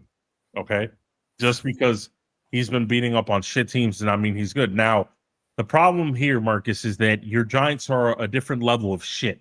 Okay, so what is shit to me is probably gold to you. All right, and that's not me trying to disparage you, but you got to be honest with yourself, Marcus. Like, if you had Zach Orr, would that really change anything? I mean, seriously, like your team. The problem with your team is from the top down. All right. Zach Orr is not a good DC. And by the way, I think you could make an argument that you guys have more talent on the defense than we do. You could make an argument, at least a better D line than we do. And you're just not getting it done. Listen, Shane Bowen, and by the way, whose fault is that? Like, y'all fired Dable and kept Bowen. Like, what the fuck? Like, if you're going to fire Dable, just fire Bowen because he's obviously trash, and put an interim at DC as well. I mean, RJ, like, why would you keep Bowen if everyone knows he's garbage? Also, time out. I'm sorry, bro. Like, dog, I agree. If you guys, I mean, that's the problem with the Giants. You guys look at like some shitty defensive coordinator, but you realize he's getting carried by a franchise quarterback. Say, hey, we'll take Joe Judge, for example. Like, that's what the Giants would do, and Giants fans will accept that. And by the way, I'll say this: the Giants' offense does score actually surprisingly well compared to, considering they have nothing but garbage. Yeah, on the offensive side of the ball. Now, Kafka is their offensive coordinator, I believe, right? Yeah, I think so. Yeah. No one's telling you to fire Kafka. We're just saying get rid of Bone. Like, that's not going to change the offensive side of the football. So, like, no one's saying to fire Kafka, even though I think Kafka would probably be a shit head coach. But yeah. Well, that's probably what they'll put on next. But CEO, I actually love this for Tatum. Here's why. What's one of the biggest things that you and everybody else, and even me, let's talk about load management. We have a young superstar, a potential face of the league saying, I want to come back and play. That's something you cannot teach at all. I respect the fact that, I respect the fact that Jason Tatum wants to come back and play. You know what? I agree with him. Here's the problem. The Celtics organization should not be allowing this. Tatum doesn't call his shots. That's a coach / a GM's decision. If they allow him, they're wrong. But Jason Tatum's in the right. Your thoughts? I agree. Like, it should be like, this is kind of like, how people say, like, oh, like the coaches or the players should save the player from themselves. Like, yep. Just like a corner should save its fighter from itself. Right? Because you can't blame the player for going down on their shield or whatever the fuck, right? We get it. I agree, but like, again, this is the same organization that fucked over Isaiah Thomas, so I'm not exactly. Time out. Whoa. I will say this. All right, Lil Nig, are you fucking retarded? You do realize SGA and Tatum are they're around the same age, but you would consider SGA a young player, right? Man, this nigga is, man. What a fag. Anyways, CEO, going on to an intelligent conversation. They paid Jason Tatum a lot of money. They're not going to let him go down like Isaiah. At least with Isaiah, it was like, okay, they didn't pay him yet. Oh, okay. Yeah, you're right. Yeah, you got a point. Like, they invested a lot in Tatum. Yeah, I got a point. And by the way, like, shame on the NBA for not promoting Tatum more than they do, because I told you, bro. So they're against black men. Because ours actually disagree. I don't think they're against black men. I think they're against the correct type of black men, right? They're against the type, because let's be honest, what was the accusation against Jason Tatum for like the past 5-7 years? Being boring. Boring and corny. There you go. He's boring and corny, but mostly corny. Oh my God, Tatum's corny. Look at him do this. Corny. Why was he corny? Why was he really corny, right? Why was Tatum really corny? Because he didn't fit the narrative, RJ. You feel me? He didn't fit the ghetto narrative. The ghetto. He didn't be like John Moran and like fucking Zion, right? Well, is Zion really ghetto? Nah, I mean, well, I'll say Anthony Edwards more than Zion. Okay, there we go. Let's just say Anthony Edwards and John Moran, right? Yep. Like, that's what he didn't fit that narrative, so he's corny. And let's be honest, you know how the black community, any black person that's not like, I guess, hood or something, or at least fake hood like John Moran, is deemed corny. So you know what? You might have beyond to something, because Jalen Brunson is one of the best players in the East. And granted, I am a Knicks fan, but Brunson, you can make him the face of the league. The guy doesn't do anything. When's the last time you heard Brunson in drama? Yet they don't say shit about him. And he's in New York, which is even more perplexing. More publicity. Hell, I mean, Halliburton. I mean, he's corny, but I mean, never hear him in controversy. Never hear him in anything. But You're right. Exactly. That's Maxey. I've never heard him in controversy. I mean, yet you promote Anthony Edwards and John Moran, who I like personally, but they're cool. What fucking happened? I'm trying to figure what, because it wasn't CEO. Just forget about like Michael Jordan and stuff like that, right? Yeah. Steph Curry and LeBron were just the face like 10 years ago. Those guys are not really in controversies or anything like that. Well, why are you promoting this dumb shit? Yeah, because Steph Curry was not he didn't fit that narrative either. Let's be honest. Whoa. I will say this. I might have answered my question, CEO. Okay. Either promote black people who support the matriarchy or the Democrat Party, like Steph does, or LeBron does, or they promote the hood one. Yeah, I mean, that is a good thing, but yeah, I mean, that is a good theory. My thing is that I'm looking at these players that a lot of people call corny, and I'm just like, okay, they're corny because, again, they just don't fit the narrative. Like, everything you want in a superstar Tatum is he's American, right? If you want to appeal to that brand, right? Even though I care less about that, right? Nowadays, I think you do as well. Yeah. But I guess if you want to talk about like drawing in Americans, because let's be honest, RJ, the demographic that's leaving the NBA viewership more is Americans. So if you want to track them, you probably want to push Americans, right? So you got that going for him. He's in Boston. He's in Boston. That's a big market. He has a good play style, especially last year. Last year he was fucking, that mid-range game he had was fucking amazing. Right. He had good relations with Kobe. I mean, I'm just saying that because Kobe was very big deal, right? So it's you kind of have that little connection there. He's the perfect player to push. But no, he's already a winner. I don't get it. I personally don't get it. I mean, I told you, you might have added an extra layer. Maybe it's against the upstanding black men that they're against, American black men that they're. Because RJ, what is and going to a bigger theme, right, that you're alluding to? Okay. What is the media and the NBA, all sports, because they want to ore farm, which is gay, but the media and all that shit, they want to portray these all black men into a certain narrative, right? Yeah. They want to say that all black men are hood, that all black men are gangster, that all black men are rappers and fucking, they have a certain that's their box, right? They can't be or CEO. They're all liberal and mama's boys and believe in matriarchy. Exactly. So you're either hood and gangster, or you're the super ultra liberal that bows to women and shit. But you can't have. Sorry. Yeah, exactly. You can't have the traditional, upstanding, no controversy, none of that ghetto culture shit. You can't have that going on for you, and because they're going to push you aside. Like you said, look at Brunson, look at Tatum, look at Halliburton, look at all these players that they're like, and they're in the biggest markets, which is like the craziest shit of them all. Like that should be an example right there, CEO.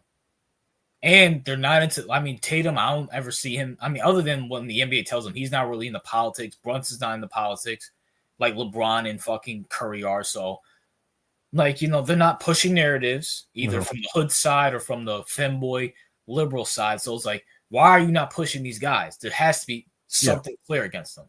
Yeah, exactly. And matter of fact, time out. Isn't fucking this asshole Jaylen Brown? He's Mr. Oh, I'm pro-woman and I support women. That's probably why they push him more than fucking Tatum, to be honest with you. Yeah, that is true. Even though I started that shit. They try to push him hard, but he stinks. He fucking flop like the bitch that he is.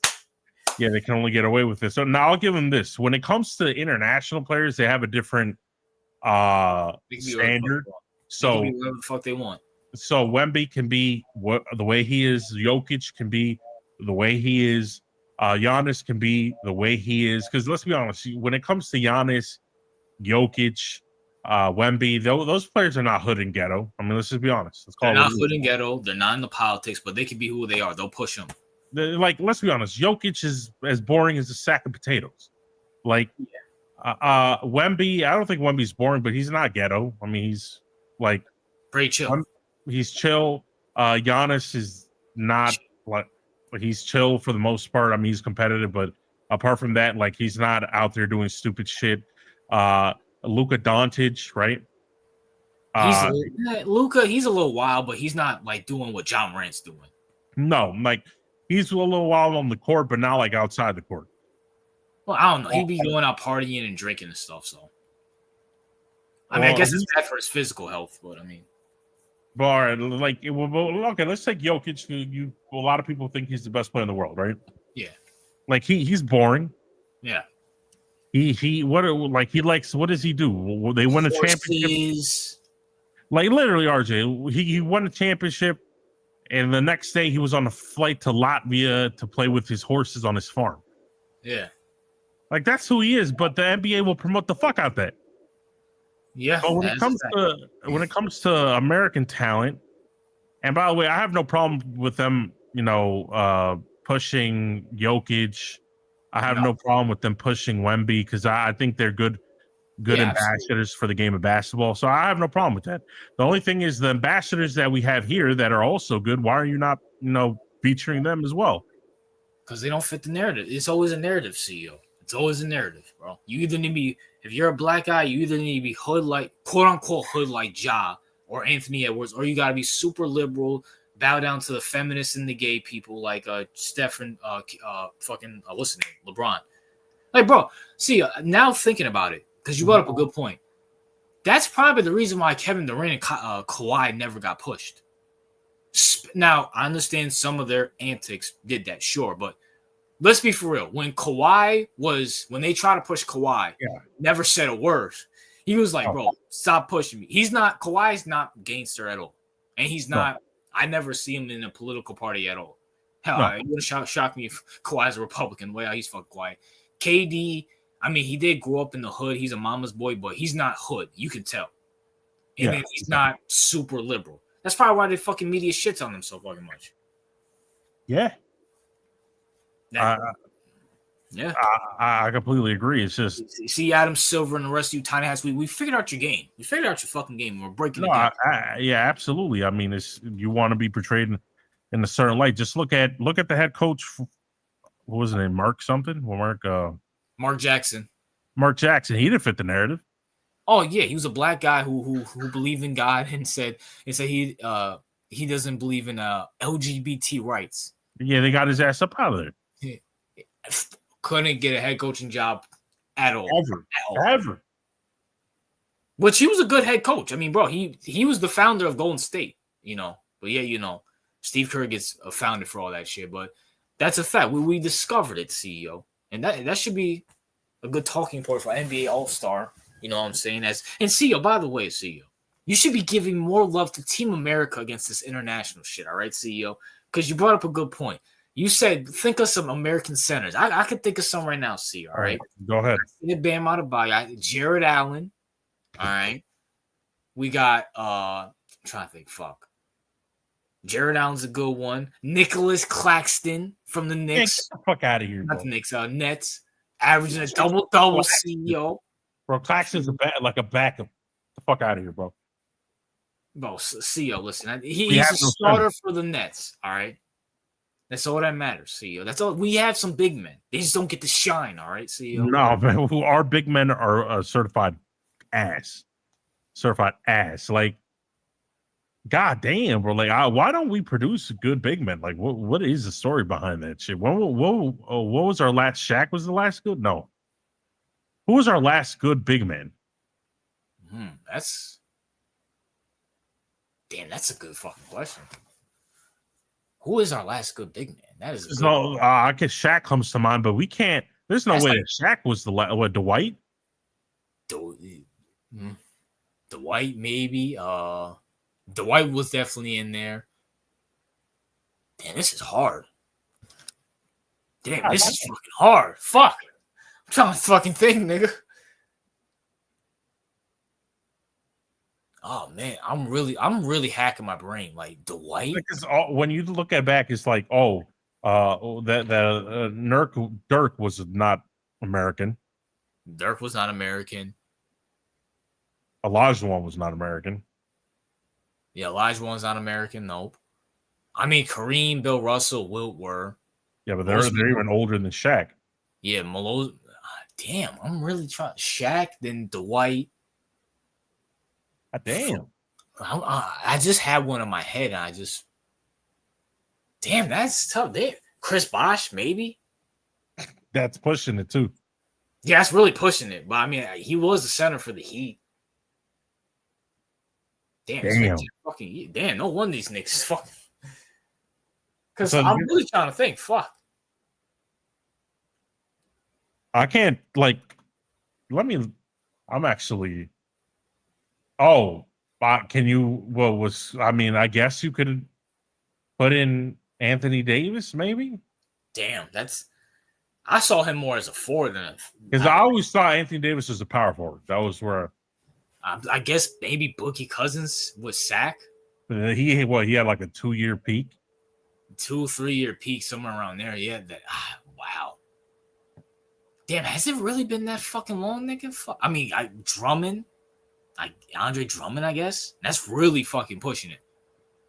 I mean, some people would say Cat, but I don't really consider Cat. Well, he's international. He's Dominican. Well, I mean, he played for the DR, so I mean, fuck. I mean, he's considered Dominican. All right, then, yeah. We really why is that though? I have no idea. So we haven't had a real superstar center since Shaq. Yeah, that is a fact. Yeah, that's a fact. That's something to be investigated. That's something I should probably investigate, CEO. Yeah, that'd be a good. Why don't Americans produce big men? I'm trying to even think of some white boys. I can't even think of any. No, I mean that's so weird. I mean, that's crazy. Yao Ming was Chinese. Joakim Noah was French. Rudy Gobert is French, even though he's not good, but he's French. And Embiid, I don't think he's great, but he's African or he's African. Fucking Vucevic, where the fuck is he from? Russia or some shit? Some Eastern European country. Jonas Valanciunas, where the fuck is he from? He's from Europe. Yeah. Damn, nigga. So we don't produce big men. That's crazy. Yeah, that is a fact. I mean, I think the NBA's been. I feel like the superstars want to be. Every player wants to be a guard instead of a big man. I guess now. I mean, yeah, but like the international people never had a problem getting big men. I will say this, right, and this is going really conspiracy wise. That I feel like because when I look at it, right, look at before and Michael Jordan. Before, it was ran by big men. Kareem, Bill Russell, Wilt, Moses. So kids growing up like, damn, I want to be a big man. Now, when Michael Jordan, I want to be a fucking guard now. And it's still running to this day. And now with Steph Curry now, they really want to be guards. So all their focus are going to be on being guards now. Yeah, I mean, I agree with that, but it's like when it comes to being a center or a big man, you have to be big, right? Like you can't be small. So Yeah. even if they wanted to be big men, you're kind of chosen to be a big man by your genetics, right? So, But I mean, I'll put it to you like this, right, CEO? Yeah. If you're a big, like, say, like you're like fucking 6'10" or whatever, and you're big as hell, but you really want to be a guard, you could probably go play football somewhere. I mean, you know what? A good example might be, like KD's like 6'11", but he doesn't. Yeah, KD, that's a good example. Cat, he's not. Well, Cat doesn't count, I guess. Anthony Davis is a good example. Yeah, that's a fact. So our big men are probably short. They're probably not eating as much, and they're fucking just trying to shoot threes all the fucking time. Yeah. Meanwhile, the internationals are like, damn, we're not as athletic as these guys, but hey, we could be big men. That's why they're dominating us. Yeah, that's unfortunate. Yeah, I just thought, what's wrong with being a big man? We're not saying. First of all, we don't hate liberal. Well, Master J, we hate people like you. I'll say that. And second of all, we're not saying being a big man is bad. Being a big man is great, but the influences are in the guards. When you think of the NBA, even to this day, other than LeBron, I guess I'll say in America, it's still the guards. The most popular players in America, yeah, obviously Joker and them, but I'm going to keep it real. Steph Curry, Ant, Ja, they're all guards. Yeah. Even Tatum, he's a fucking, 3, 4? So, but he plays more like a guard. Halliburton, he's a guard. Yeah. That's a good read right there, CEO. So we need our Shaqs again, CEO. Yeah, I agree. Oh, Cam just got timed out. Yeah, timed for what? I don't know. Michael just fucking timed him out. You can figure that shit out. I mean, yeah, it's crazy, but hey, I mean, I don't know. Maybe genetically speaking, I don't know. Yeah. Speaking of that, CEO, as we speak on basketball, CP3's final years this year, CEO, as he wraps up his career. Now, obviously, CP3 is part of our generation. You know what I'm saying? He's playing horrible this year. I don't know if you know that, CEO. But this begs the question, CEO. Is CP3 a top 10 point guard of all time? That's a good question. That's a good question. Is CP3 a top? Now, while you think about that, CEO, so we can give the teaser right now. Me, CEO, and Brandon All-Star Week will be rewriting the fucking top 75 list because the ESPN's top 75 list fucking sucks. It's fucking horrendous. So me, along with CEO and Brandon, will be rewriting the whole list because we're better than ESPN, and we will come up with some of the best lists. We're going to argue who makes the list, who doesn't make the list. So I'm just giving you guys a little pretense. It's going to be a good conversation. If you want to hear real basketball talk, tune into if you want to hear fucking sports talk, tune into the Unfiltered Sports Podcast because we will be talking about this during NBA All-Star Week. Just a little promotion. While CEO thinks CEO, I do have him in my top 10, CEO. Okay, yeah, I do as well. Now, here's the real question. Do you have him in the top 5? Oh, you should have started off with that. I wanted to see where your tone was. You know what I'm saying? Because me, CEO, I don't have him in the top 5. Oh, that's you know what? Go ahead. I kind of agree with that, RJ. And you know where I put him? I think he's around 6 to 8. Shoot, well, I don't have him in my top 5, and CEO, I have him around in my list that I made. I have him around your range as well, because CP3 was always probably the best point guard, if not second, third. But CEO, he did not win anything. Okay, but before we get into that, let's discuss why he is a top 10. He's a top 10 because you can't deny you cannot deny his impact. Go ahead. Like, okay, yeah, no, I agree with you. You can't deny his impact, but as well, like, let's just make it bullet points, so because we got low IQ viewers, right? So he's an elite passer. Absolutely. He's an elite mid-range shooter. Absolutely. An elite decision maker. Yeah, absolutely. He has low turnovers over his career. Mm-hmm. High basketball IQ. Mm-hmm. And and can run an offense as good as about anyone we've ever seen. Yeah, that is a fact. And if you're looking at numbers, RJ, what is he like? What, top 5 in assists, top 5 in steals? I think he's number 1 in assists. I think he passed Stockton in assists. Like when you look at, he's one of the most efficient point guards ever. Like, okay, like let's make it around this. His stats and his basketball skills are not the reason he's outside of the top 5. Yeah. So his reason is because, RJ, go ahead. Wait, what would you say? Why is he not in the top 5 if he has all these qualifications? So I just want to make this clear. He is second in assists. Stockton has 15,000 to CP3's 12,000. So he passed Jason Kidd. But the reason why he's not in my top 5, at least for me and just in general, he couldn't win anything. Mm-hmm. I'm sorry. He's had through his beginning to the middle to the end, even with the Suns, could not win a fucking thing. Him along with James Harden were the faces of choking. Okay. And I'm sorry. We're talking about the greatest players of all time. You have to win if you're great. And I'm gonna keep it real with you, CEO, because I differentiate the best. I think of talent. When I look at great, I look at accomplishments. CEO, I mean, he's not more talented than Allen Iverson. He wasn't more talented than Steph Curry. He wasn't more talented than Magic, Isaiah Thomas with the Pistons.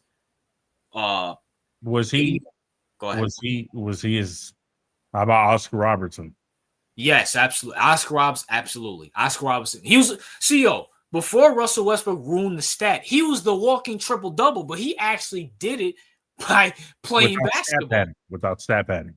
Yeah, because CEO, he won a title. Now, granted, he did have Kareem, sure, but Russ had some talented teams, didn't win shit. Yeah. And Oscar Robertson did it without a 3-point line most of his career. So would you put Stockton above him? No, I would not put Stockton above him. I think Stockton's a lower level than CP3. How about Kidd? I would put CP3 above Kidd, yes. Okay, so you would definitely put Magic, Steph, Isaiah, and Oscar above CP3, right? And I'm putting one more person above him too, but I'm going to save that for the All-Star weekend as well too. Actually, I'm putting 2 people above him actually. But I'm going to save that for the All-Star weekend. He's definitely top 10, but I'm sorry, CEO. You have to win. You have to win. You got to win. Or at least have some MVPs or something like that. His stats alone make him top 10. Now, where you put him in the top 10 is a different question.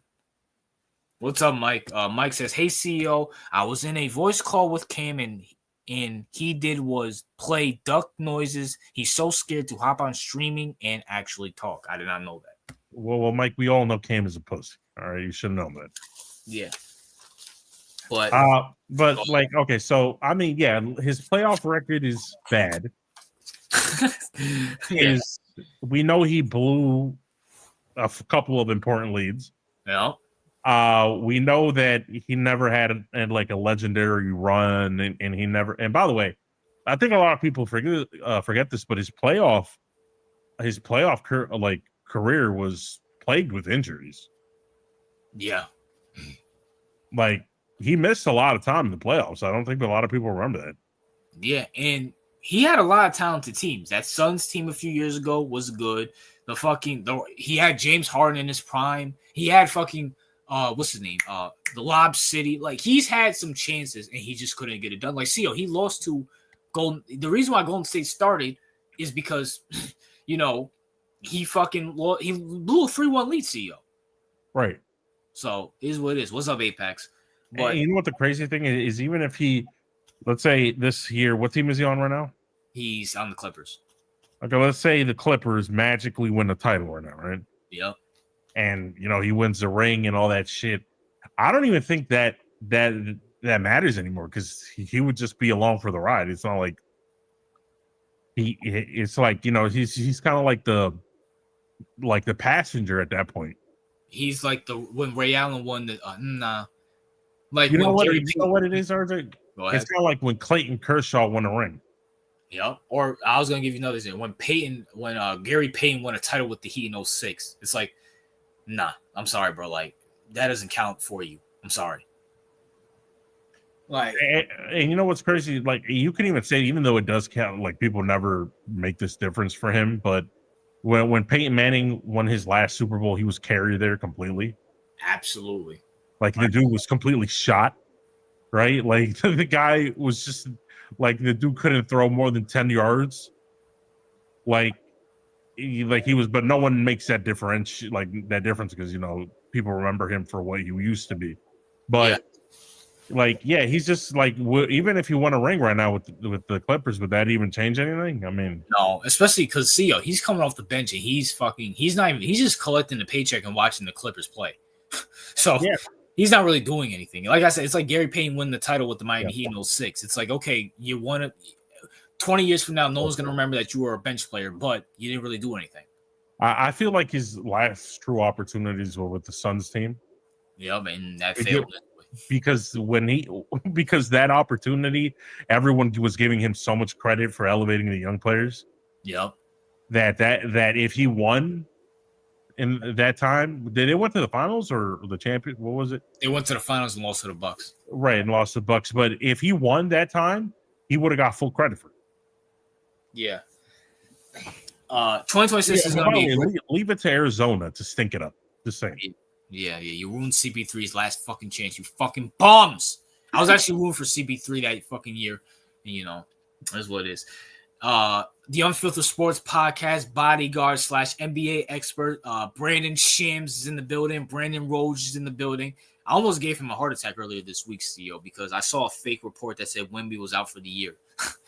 And I almost gave Brandon a fucking heart attack. And we're going to talk about Wemby, actually. 2026 is going to be a great year for all of us, especially those who are inflicted with the Unfiltered Sports Podcast. First, we will abandon all NFL conversations to cover the Knicks championship. Then we will cover the World Cup that takes place in the greatest country on earth. Then we will all be playing Fortnite on the stream machine. You know what, bro? CEO? I can sit here and say that the Unfiltered Sports Podcast NBA expert and bodyguard is evolving. Your thoughts? I mean, evolving into what? Like an even worse bodyguard, and now he's demented? Like, whoa. Time out. First of all, CEO, our NBA expert CEO, while we're we're doing double duty with NBA and football, he's on the NBA watching every single game. All right, that's number one. Until we can come back and he can catch us up. Number two, CEO, he has a Muay Thai. He's trained. He's a professional Muay Thai, so he's gonna be able to take down bodyguards when we go on The View. All right, or The View's not here anymore. Whatever feminist show they put on there. I mean, he may be a professional Muay Thai fighter, but I'm gonna need a Muay Thai fighter that doesn't get exhausted, climbing a flight of steps. You feel me? CEO, that was the past. We're talking about the now, right? And also, CEO, me and him have been getting multiple wins in Fortnite against sweaty lobbies. And he's on the Steam bandwagon like I am. So. Oh, but like speaking of the Steam thing, like I'm interested to try it out, right? I mean, I don't know, man. Like, could that be the future? I'm not going to get my hopes up too much. The concept of it is, I love it. But I don't think PlayStation and Xbox, specifically PlayStation, are going to go down without a fight. They're going to, I honestly think they're going to pull all their games from Steam. Or they're going to try to at least. I truly believe that. I can see it happening. And also, CEO, the World Cup's next year, CEO. Boom. I mean, the World Cup, shit. I'd have to learn something about soccer before talking about anything about the World Cup. But what were you saying about the PlayStation and Steam thing? I mean, I find it interesting. Like I said, hopefully it's not one of those things that is like great on paper, but it's just executed like they executed horribly. That's why I'm very hesitant, because that's very realistic, very possible. And by the way, it's hard for me to see PlayStation, because PlayStation's not only a brand, like a gaming console, but it's also such a big brand, right? Like it's it's a lot of people's childhood. RJ, you feel me? I understand that, but if Steam comes out and you can play old PlayStation, that's the one thing with PlayStation, you can't play old games, and people still have a factor for nostalgia, and you see a lot on YouTube, Twitch, and stuff, and you can't do that without paying. Maybe this will push them to maybe change that. I agree, but I do think I'm gonna keep real. But the factor is, with this Steam game, you can play PlayStation, Xbox, and Nintendo games. So it's like this is gonna be interesting, bro. This is gonna be interesting. Unless like PlayStation like stops making like consoles and just focuses on like games, right?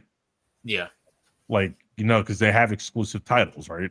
So maybe Nintendo and all these things will like decide to like, even though Nintendo Switches be selling like fucking hotcakes out of it, shit. But if maybe they'll decide like, okay, we'll become like a gaming studio instead of like selling consoles. Because I heard, RJ, I heard that they don't make money off of the console. Really? Like, they don't. Like, they make money off of the like the PlayStation Store, and they make money off of the other like subscription services, right? They said that, and the console actually loses them money. Well, didn't they just outsell all the Xboxes combined though? Yeah, but it's kind of like they don't make money off of the consoles. It's kind of like they'll break even, but then the money they make is off of the extra services. So the console itself doesn't make the money. We'll see what happens. I don't think console gaming will die anytime soon. I feel like people. No, I mean, RJ, like people still like even if Steam existed, right, RJ? Okay. And you can play all the old games you want. There's going to be people that still want to play their old game on their old like fucking Nintendo N94, whatever the fuck.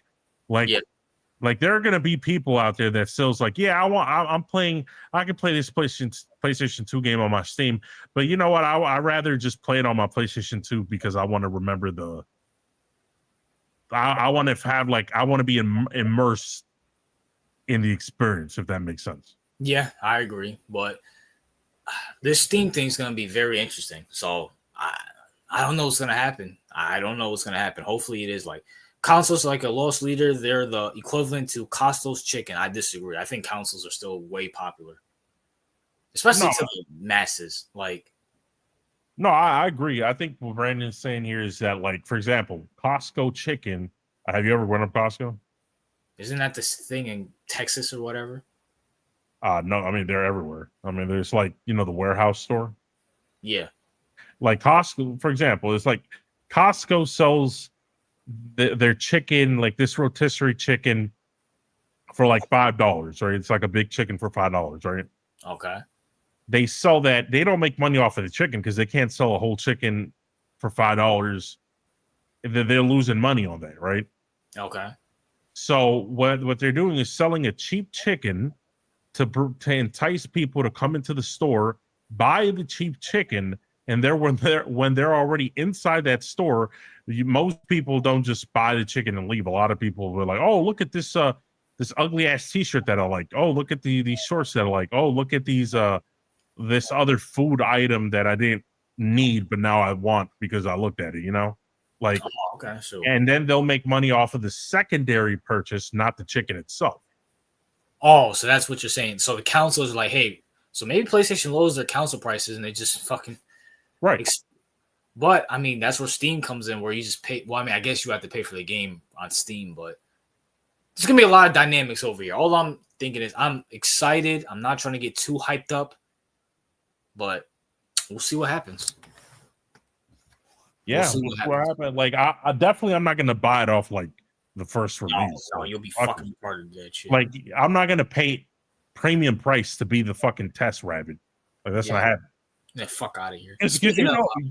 RJ, like the people that buy the first of anything are usually like the test hamsters. Yeah. Like, I'm not being fucking retarded, beyond stupid. Speaking of that, CEO, and I'm so glad Brandon's in the chat for this next conversation. CEO, you're saying Wembanyama is the next Tingus Pingus, CEO. Well, before people freak out, right? All right. I said Wemby's been injured for the past 3 games, I think. Yes. We've been having listen, I think we all agree that Wemby's more talented than Porzingis. Yep. Even though, but when Porzingis came out, they called him the unicorn, remember? Yeah. Mm-hmm. And I think a lot of people think that name would apply more to Wemby now. Well, they call him the alien, CEO. The what? The alien. Oh, the alien. There you go. That actually makes sense. He kind of looks like one. But like yeah, the alien, right? Like these are these unique figures, but just like the unicorn, guess what happened? Injury started sneaking up. Injury here, blood clot here, back problem here, knee injury here. Why, RJ? Because it's not normal to be 6 foot, like what, 5? I mean, not 6'5", 7'5". Well, if he was 6'5", he'll be fine. 7'5". 7'5". I mean, Wemby is, how old is he? Like 19, 20? 20, I believe. 20. He's 20. I don't think he's 21 yet. He's 20. He's healthy. He's healthy in the sense that he's fit, right? Yeah, of course. And he had a blood clot already. Like, it's not normal, right? Like, that's a fact. Like, it's the problem is he's so big. He talked about how much he hates load managing. Well, I'm sorry, Wemby, you're gonna have to load manage not because you want to, but because your body is going to make you. That's the one time I think me and CEO can agree. If you want to load manage because of that, I think we're perfectly fine with that because that's something medical. Like, that's something you can't control. No, like, Wemby is going to have to be managed throughout his career, RJ, because let's say he wants to play all, like, every single game, like he wants to Jason Tatum it or whatever the fuck. Yeah. That's good and fine and all, but if the front office finds out that he snaps his shit up every other game or whatever the fuck, they're going to have to start forcefully game managing him because his body's just going to break. It's just going to fall. It's going to fall apart. That, and good thing he fell with the Spurs because the Spurs started this low managed stuff. So, yeah, that might be because I mean, and it's not because Wemby's lazy, right? It's not. That's not the point. He physically can't do it. He physically can't do it because he's so big. And at that point, RJ, like, let's be honest, he's not going to be able to play. He's going to get injured a lot. And you have to start thinking, is he can, like, look at somebody who's big as well, but he's not as big as Wemby, right? He's not as tall as Wemby. Look at Joel Embiid. Yeah. Joel Embiid's like 6 inches shorter than Wemby. Yep. But he's also technically very, very huge person. And he got injured consistently because he's so big. He got injured consistently. He can barely jump now. Yeah, that's a fact. Knees are fucking shot. I will say this. Some of that contributes to him being a fat fuck. I will say that. No, I agree. Now, listen. Now, here's the thing. But ironically, Joel Embiid's frame is a lot more filled in. Yeah. Than Wemby, and to his credit, ironically, that might hurt Wemby a lot more that he's not more filled into his frame. Yeah. Because he'll be prone to more injuries, especially on the knees and the lower body. Yeah. And the back and all that crap. Like, I don't know. I mean, that's the problem with these freaks, RJ. Like, we all know that if Porzingis never got injured, RJ, and he could play, he'd probably be top center in the league. Well, at least one of them. That's a fact, and I hate to say it because I don't know if you ever saw Wemby play CEO. It's just you're watching something that's never that's something that's not ordinary. It's no. like when you watch him, it's like, wow, you're watching like something special, but that is a possibility. You know what I'm saying? Y'all just made Kaiju a happy girl today with this alien. Oh my gosh, here we go. Oh, we don't know, but this is another proof that aliens exist, man. Kaju's so retarded. Kaiju, aliens don't. Okay, I'm not even gonna get into it. But listen, not only is that, like, when you see Wemby, it's fun to watch Wemby play basketball, right? Absolutely. So not only that, but he's also a brand now. You know, like a lot of people love his game. A lot of people buy into his brand. Like the Spurs also have to think about like the business investment in Wemby in terms of like, okay, if we overuse him and knowing his size, knowing that he's not filled in his body, he already got a blood clot. Could there be more issues with his health? Like they also have to be thinking like, if they burn through him, then that's a lot of lost business and merch sales and shit like that in the future. So, and also, if you don't remember, I don't know if you forgot this, but they tanked for Wemby as well too. The Spurs were one of the worst teams in the NBA. They tanked for Wemby, so they're definitely going to take consideration to that. And now think about CEO, maybe that's the reason why they got Luke Cornett to be the backup, because Luke Cornett's a very reliable center. Got him from your Celtics. He's a very reliable center. He can hold. And, they have a good backcourt with Stephen Castle, De'Aaron Fox. I'm forgetting the small forward's name. And they can hold down the ship. Wemby can play this. Huh? They can. You're right. I mean, they have a good supporting cast, and they can win a couple of games without him. They don't need him every night. Yeah, so I'm thinking maybe if they have a back-to-back, they can play Wemby for one, sit him out the – no. If Wemby plays, let's just say, 55 games throughout the regular season, I feel like maybe 60. I feel like that would be a success for the Spurs, and he'll be healthy for the playoffs.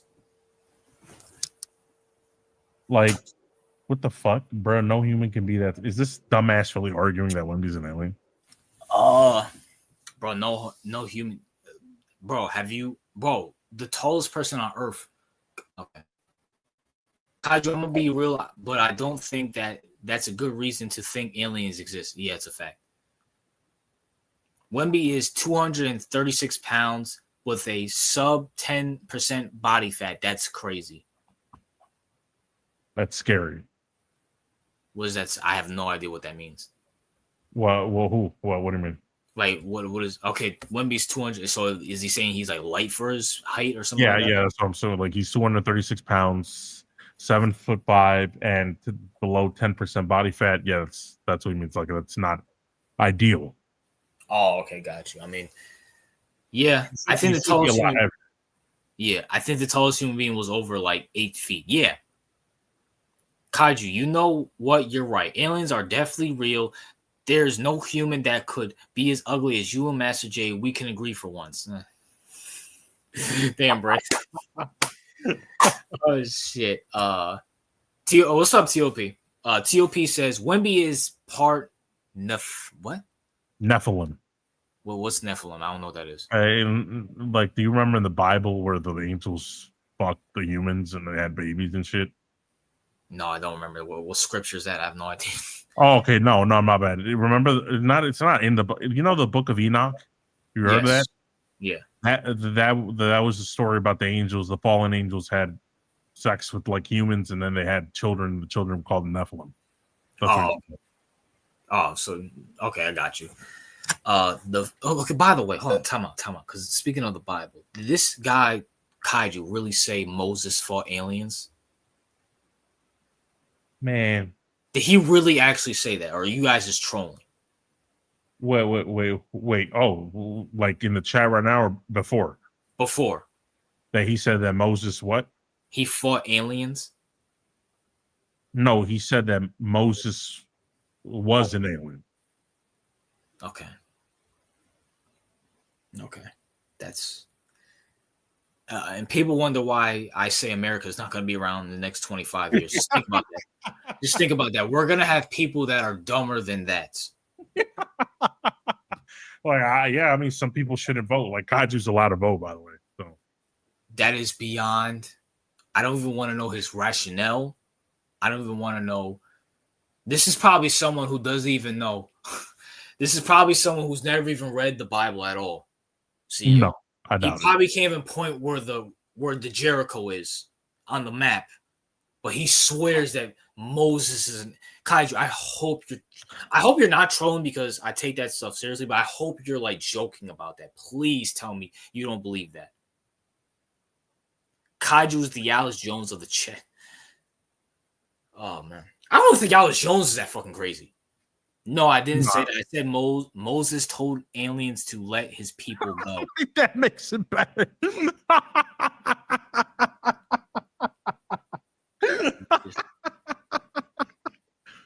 Oh, my bad. No, he told the apparently the aliens enslaved Moses' people, not the Egyptians. My bad. The Egyptians? Yeah, because that's who the people were enslaved from. No, he said that the aliens enslaved the people, and Moses told the aliens to let his people go. Kaiju, if you can point me to, because I'm about to read my Bible tomorrow. If you could point me to the scripture where you think that is, I would love to fucking know. And you guys call me crazy. You guys call me crazy though. It just makes no sense. Like there's not even a theory behind it. He's just saying shit at this point. Yeah, man. Yeah, I'm the crazy one though. Oh my gosh, there's no fucking way, bro. Aliens were the Egyptians. Kaiju, bro. There's no way you believe this at all. Come on, bro. Are you getting this from this Al Thurman? Who's that guy that he listens to? Oh, Al Thuralt, but Al Thuralt talks about Al Thuralt is the guy that convinced him to take the girl to the gas station. Oh my gosh. I can't believe that. Kaiju's seeing through his third eye right now. Yo, Brandon. Y'all better stop laughing at this man. He's woke as for real. He knows something we don't. Yeah, he knows a lot of things we don't. What's sad. I can't believe. This is why when I say that, guys, when I call you Black Mike, this is what I'm talking about. Has Mike ever said anything that crazy? No, not really. He doesn't say crazy shit. He just does crazy shit. Yeah, I mean, come on, bro. Kaiju is like that one crackhead who's on the street corner and tells you about life. That's a good one, Jay. I ain't gonna lie. I mean, like, I don't even know the concept of that. I don't even fucking.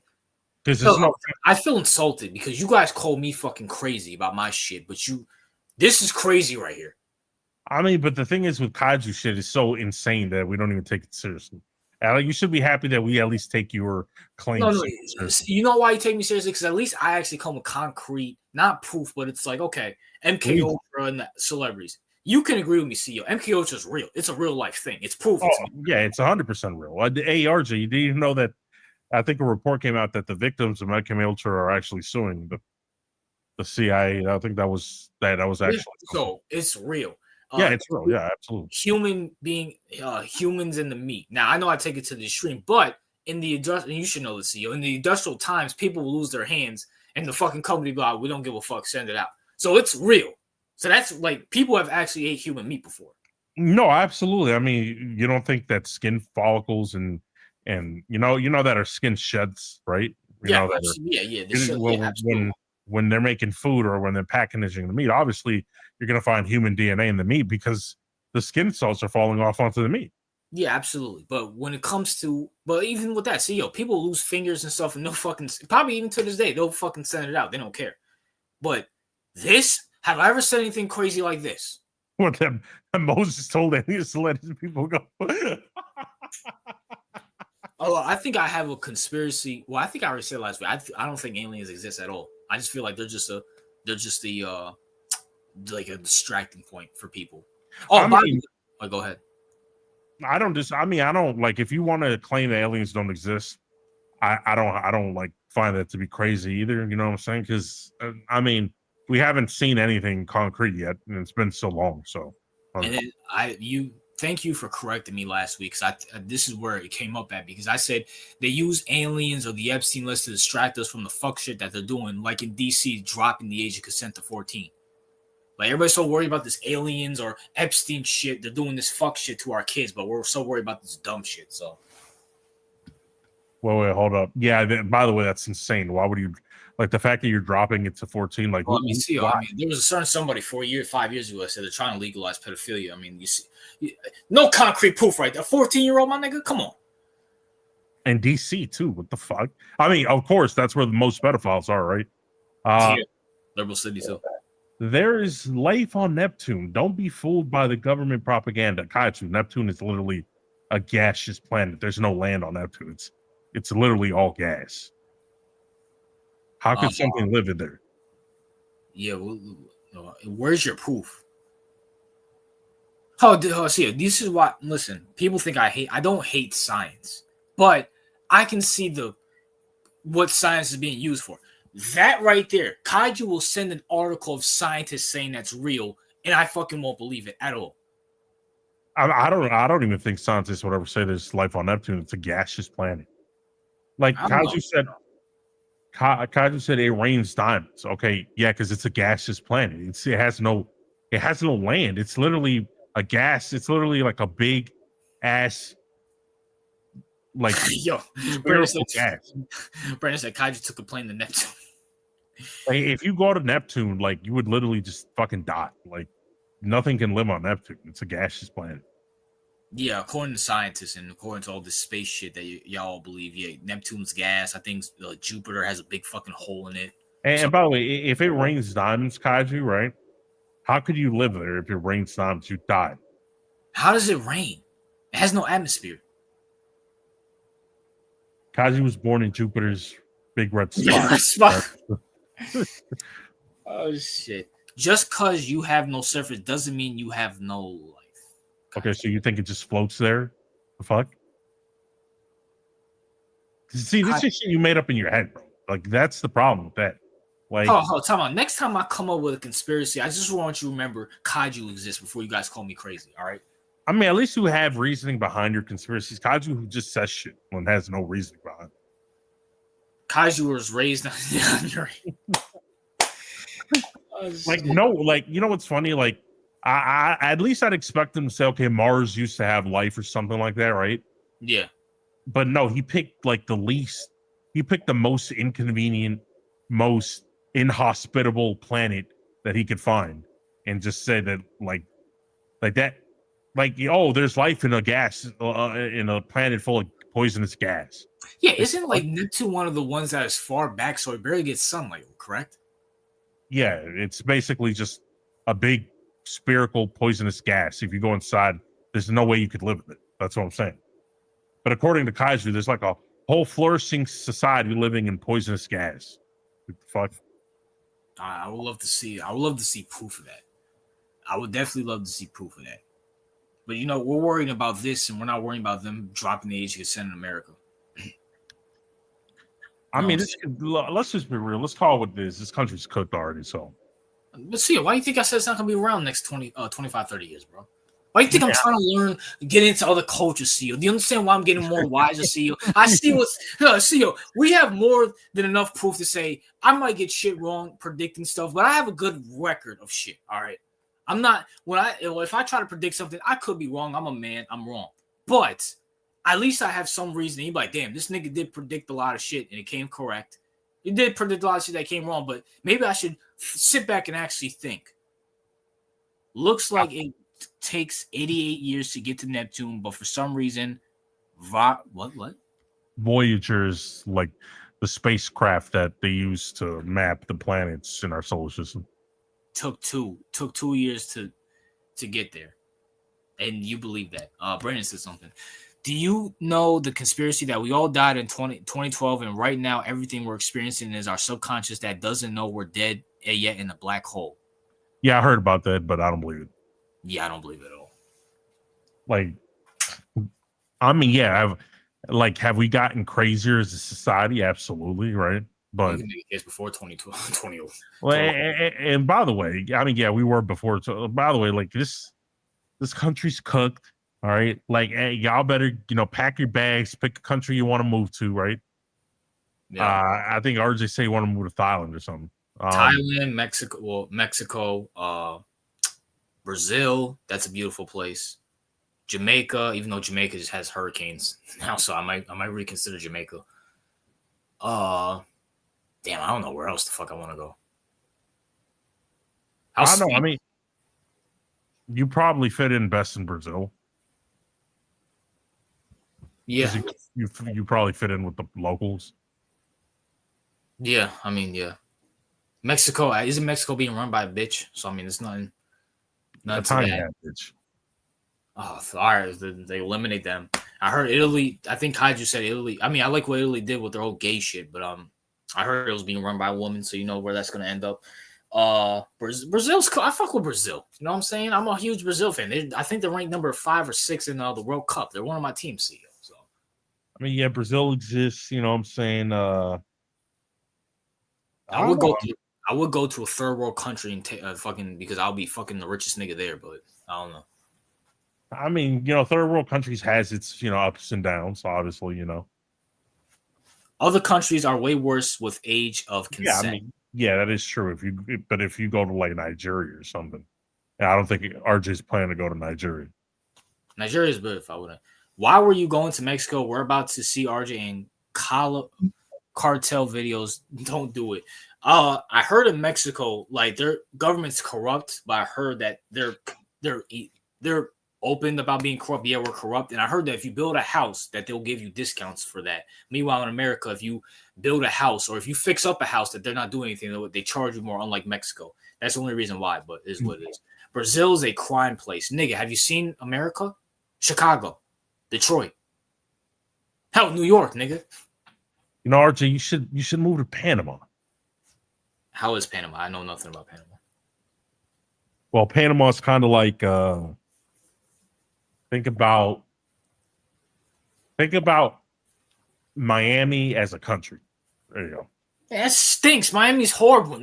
Well, not Miami, like the drugs and all that shit. I'm talking about the way it looks and the weather. Oh, okay. That's they have hurricanes over there? No. Hell. Oh, so it sounds good. How's the woman over there? Are they like Miami women?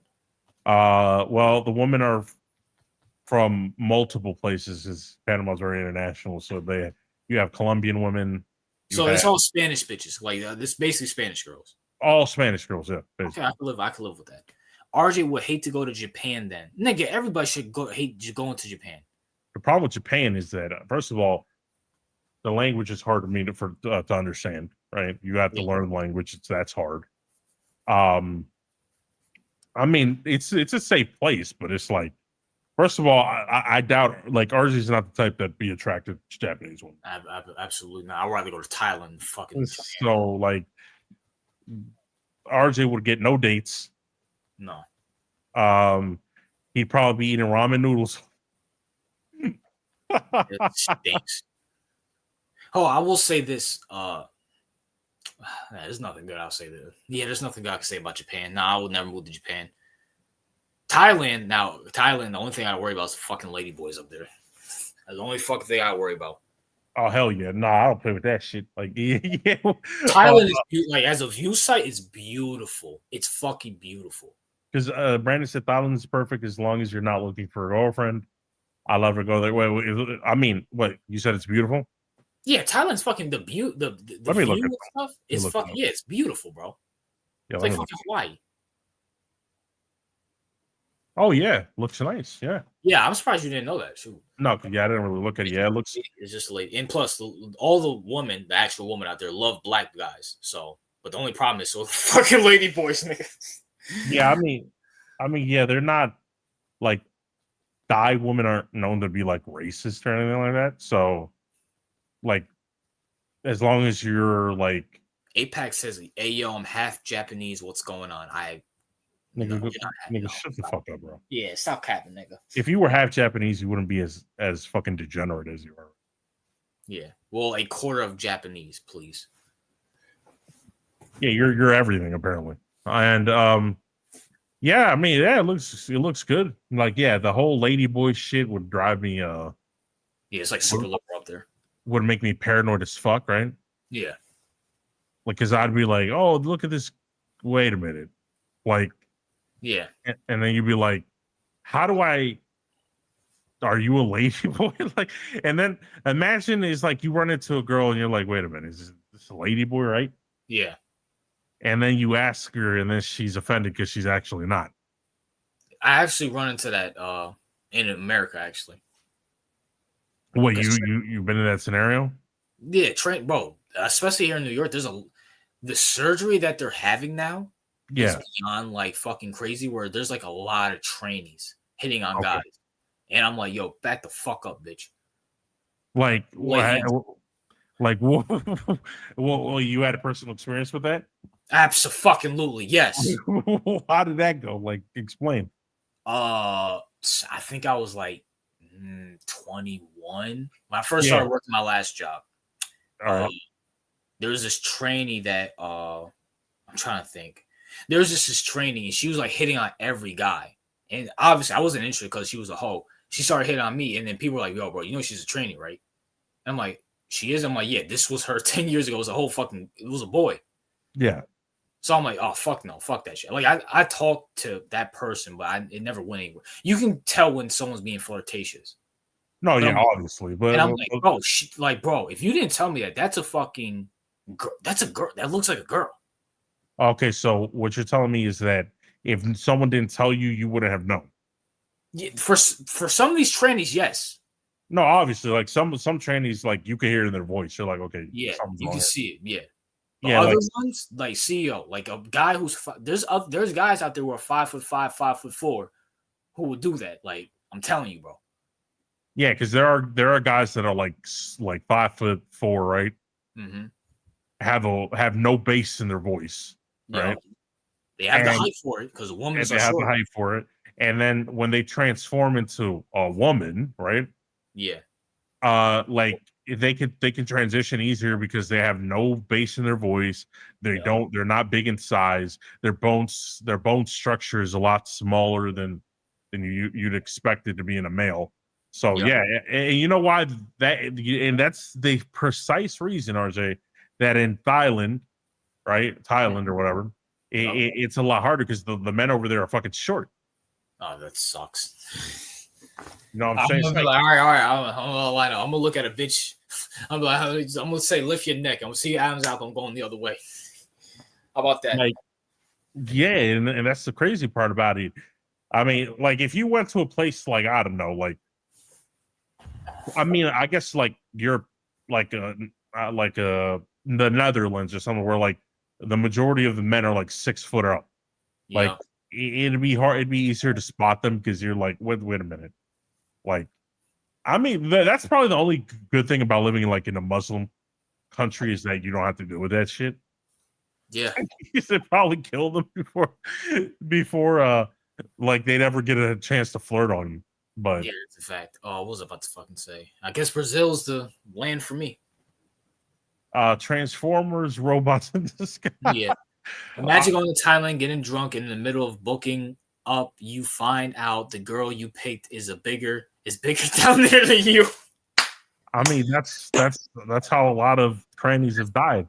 Yeah, that's a fact. Good And thing I don't drink though. yeah, I don't drink it. This is why you don't do drugs and you don't drink. And by the way, like because the culture is so, I don't even know if liberal is the right way to say it, right? Mm-hmm.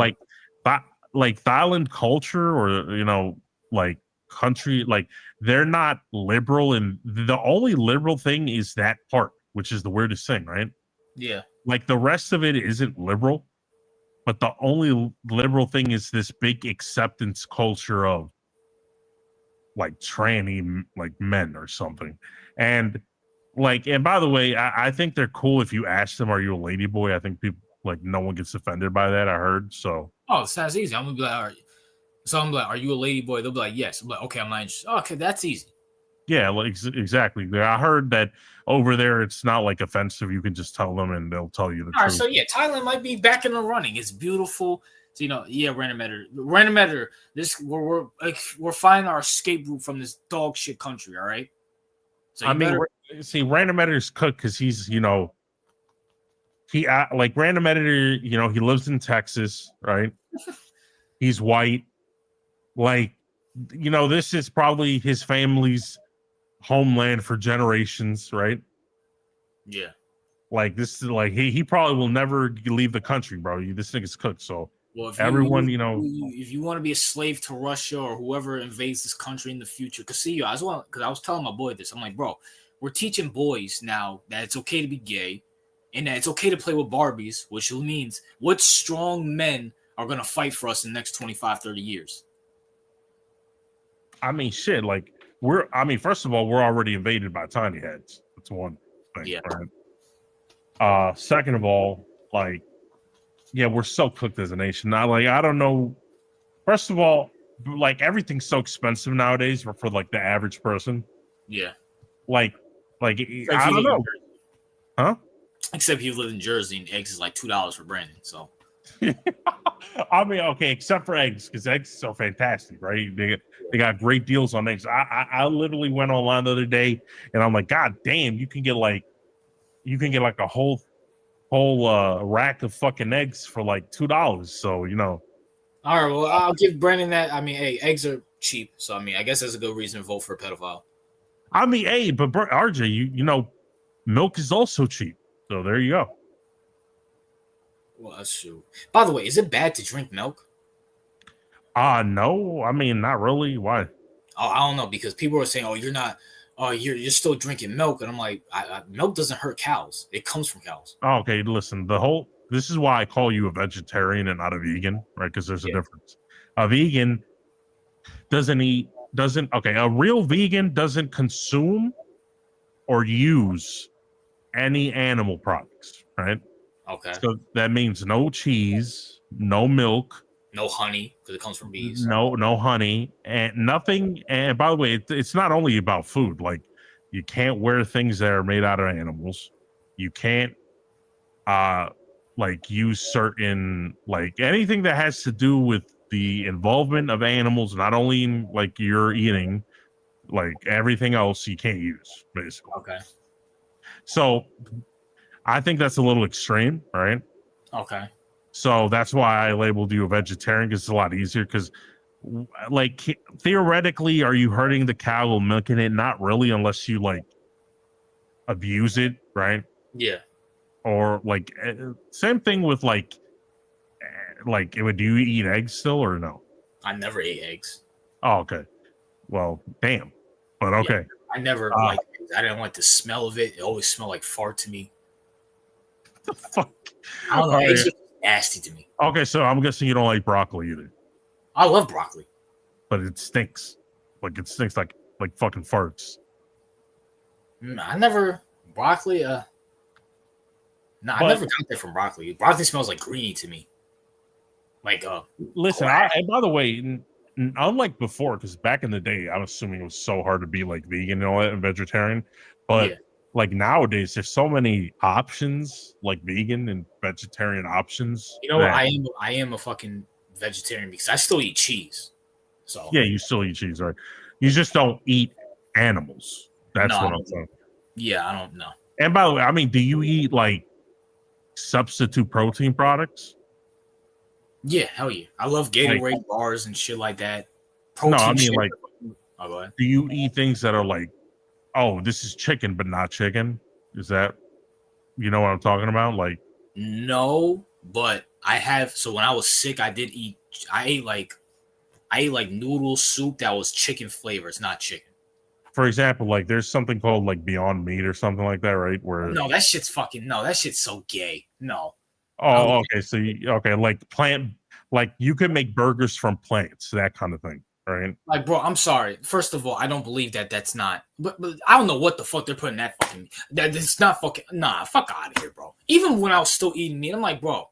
Here's my rationale. Why the fuck would I pay more for that shit when I can just get meat? That was my mindset for it. Nah, fuck out of here, dog. I mean, but obviously, like the people who eat that don't eat animals, so that's the point of the product, right? Nigga, if I think they're putting human meat in the real meat, I wonder what the fuck they're putting that fucking meat to charge. Nah, fuck out of here, bro. I mean, you like I mean, they make it out of like vegetables and shit.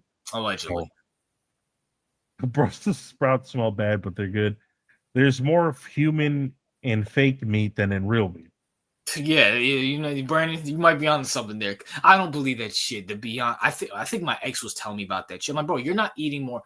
You actually believe they're making meat out of fucking plants and vegetables? Are you that fucking dumb? Come on, bro. I mean, no fucking way. Like I mean, it's like stops. Come on, bro. It's possible. I mean, just because something's possible doesn't make it true. Like, how was it possible Moses went up to aliens and said, "Hey, release my people"? Yeah, that's possible, but it's not true. Come on, dog. Oh shit. I mean, yeah. Listen. So you basically just since you don't consume like substitute protein products, so you just eat vegetables and cheese and bread and stuff like that. Yeah, hell yeah. A lot of protein shakes to get my protein and stuff like that. A lot of protein bars and stuff like that as well too. I still eat. I eat a lot of now that I kind of got away from me. I eat a lot of breakfast products like cereal, pancakes, waffles, especially if you make it correctly. Oh, I love mozzarella sticks and shit like that. Brandon makes a good point. Do you like tomatoes and onions? Well, I mean, I like pizza, so obviously I like tomatoes. Onions, I've never been a fan of. I mean, onions are delicious. You never like just eating sautéed onions.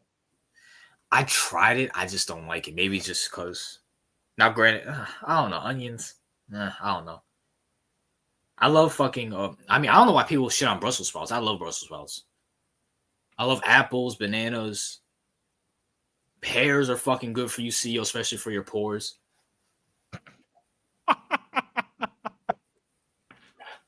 I like the taste of pears. Yeah, grapes are fucking amazing for you as well too. Yeah, I gotta get healthy, all right. You know I mean, yeah, people eat vegetables. You know, I mean, I can't comprehend adults who won't touch a vegetable. I'm allergic to. You're allergic to pears. That's tough. That's crazy. I never heard of anybody that's allergic to pears. Pineapples. I love pineapples. Now, granted, I know what pineapples were. I never taste one. Pineapples are fucking delicious. Guys, try pineapples. I mean, what? You never tasted pineapple?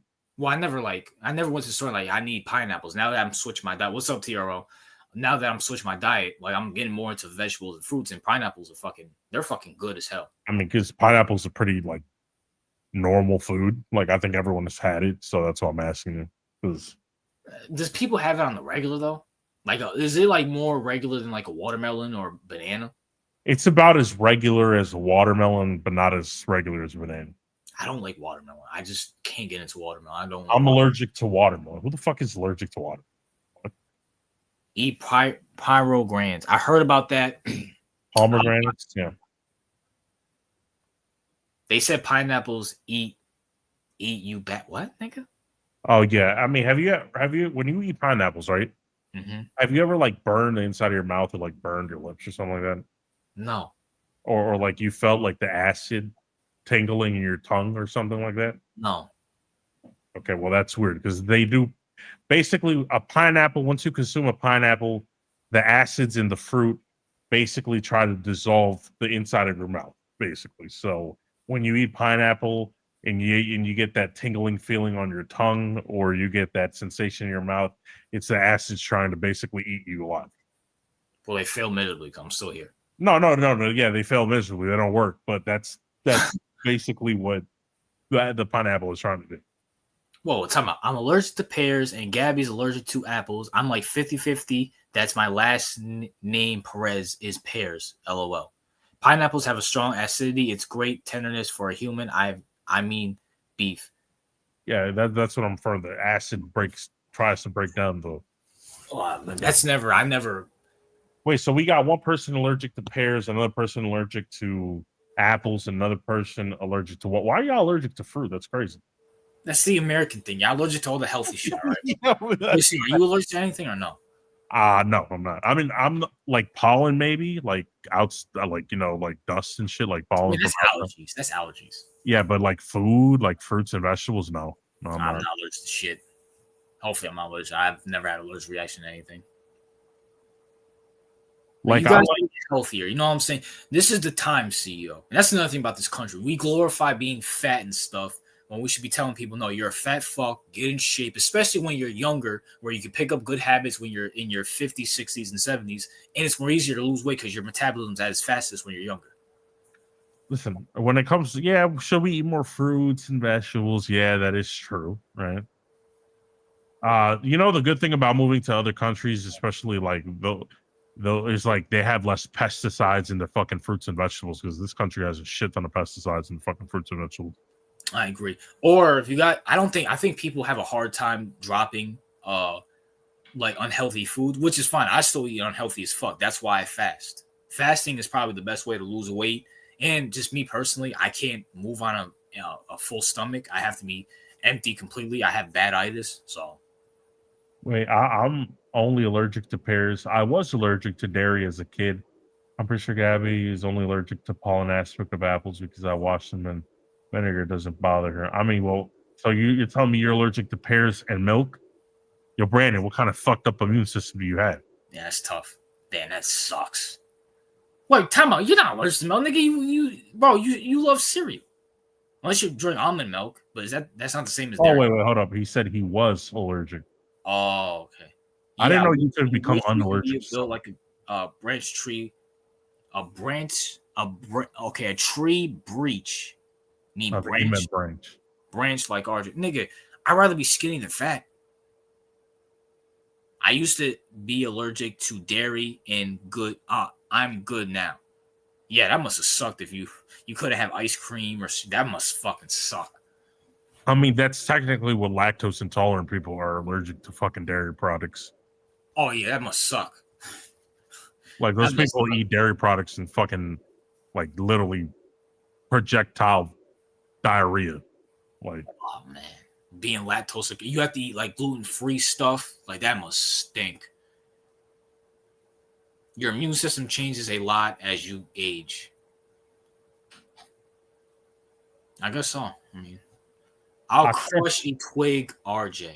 I'll crush like a twig, RJ. This is why I think you're kaiju, because like the grammar is like equally as fucked up. I don't know. Michael's grammar's kind of fucked up too. So is Rogier's.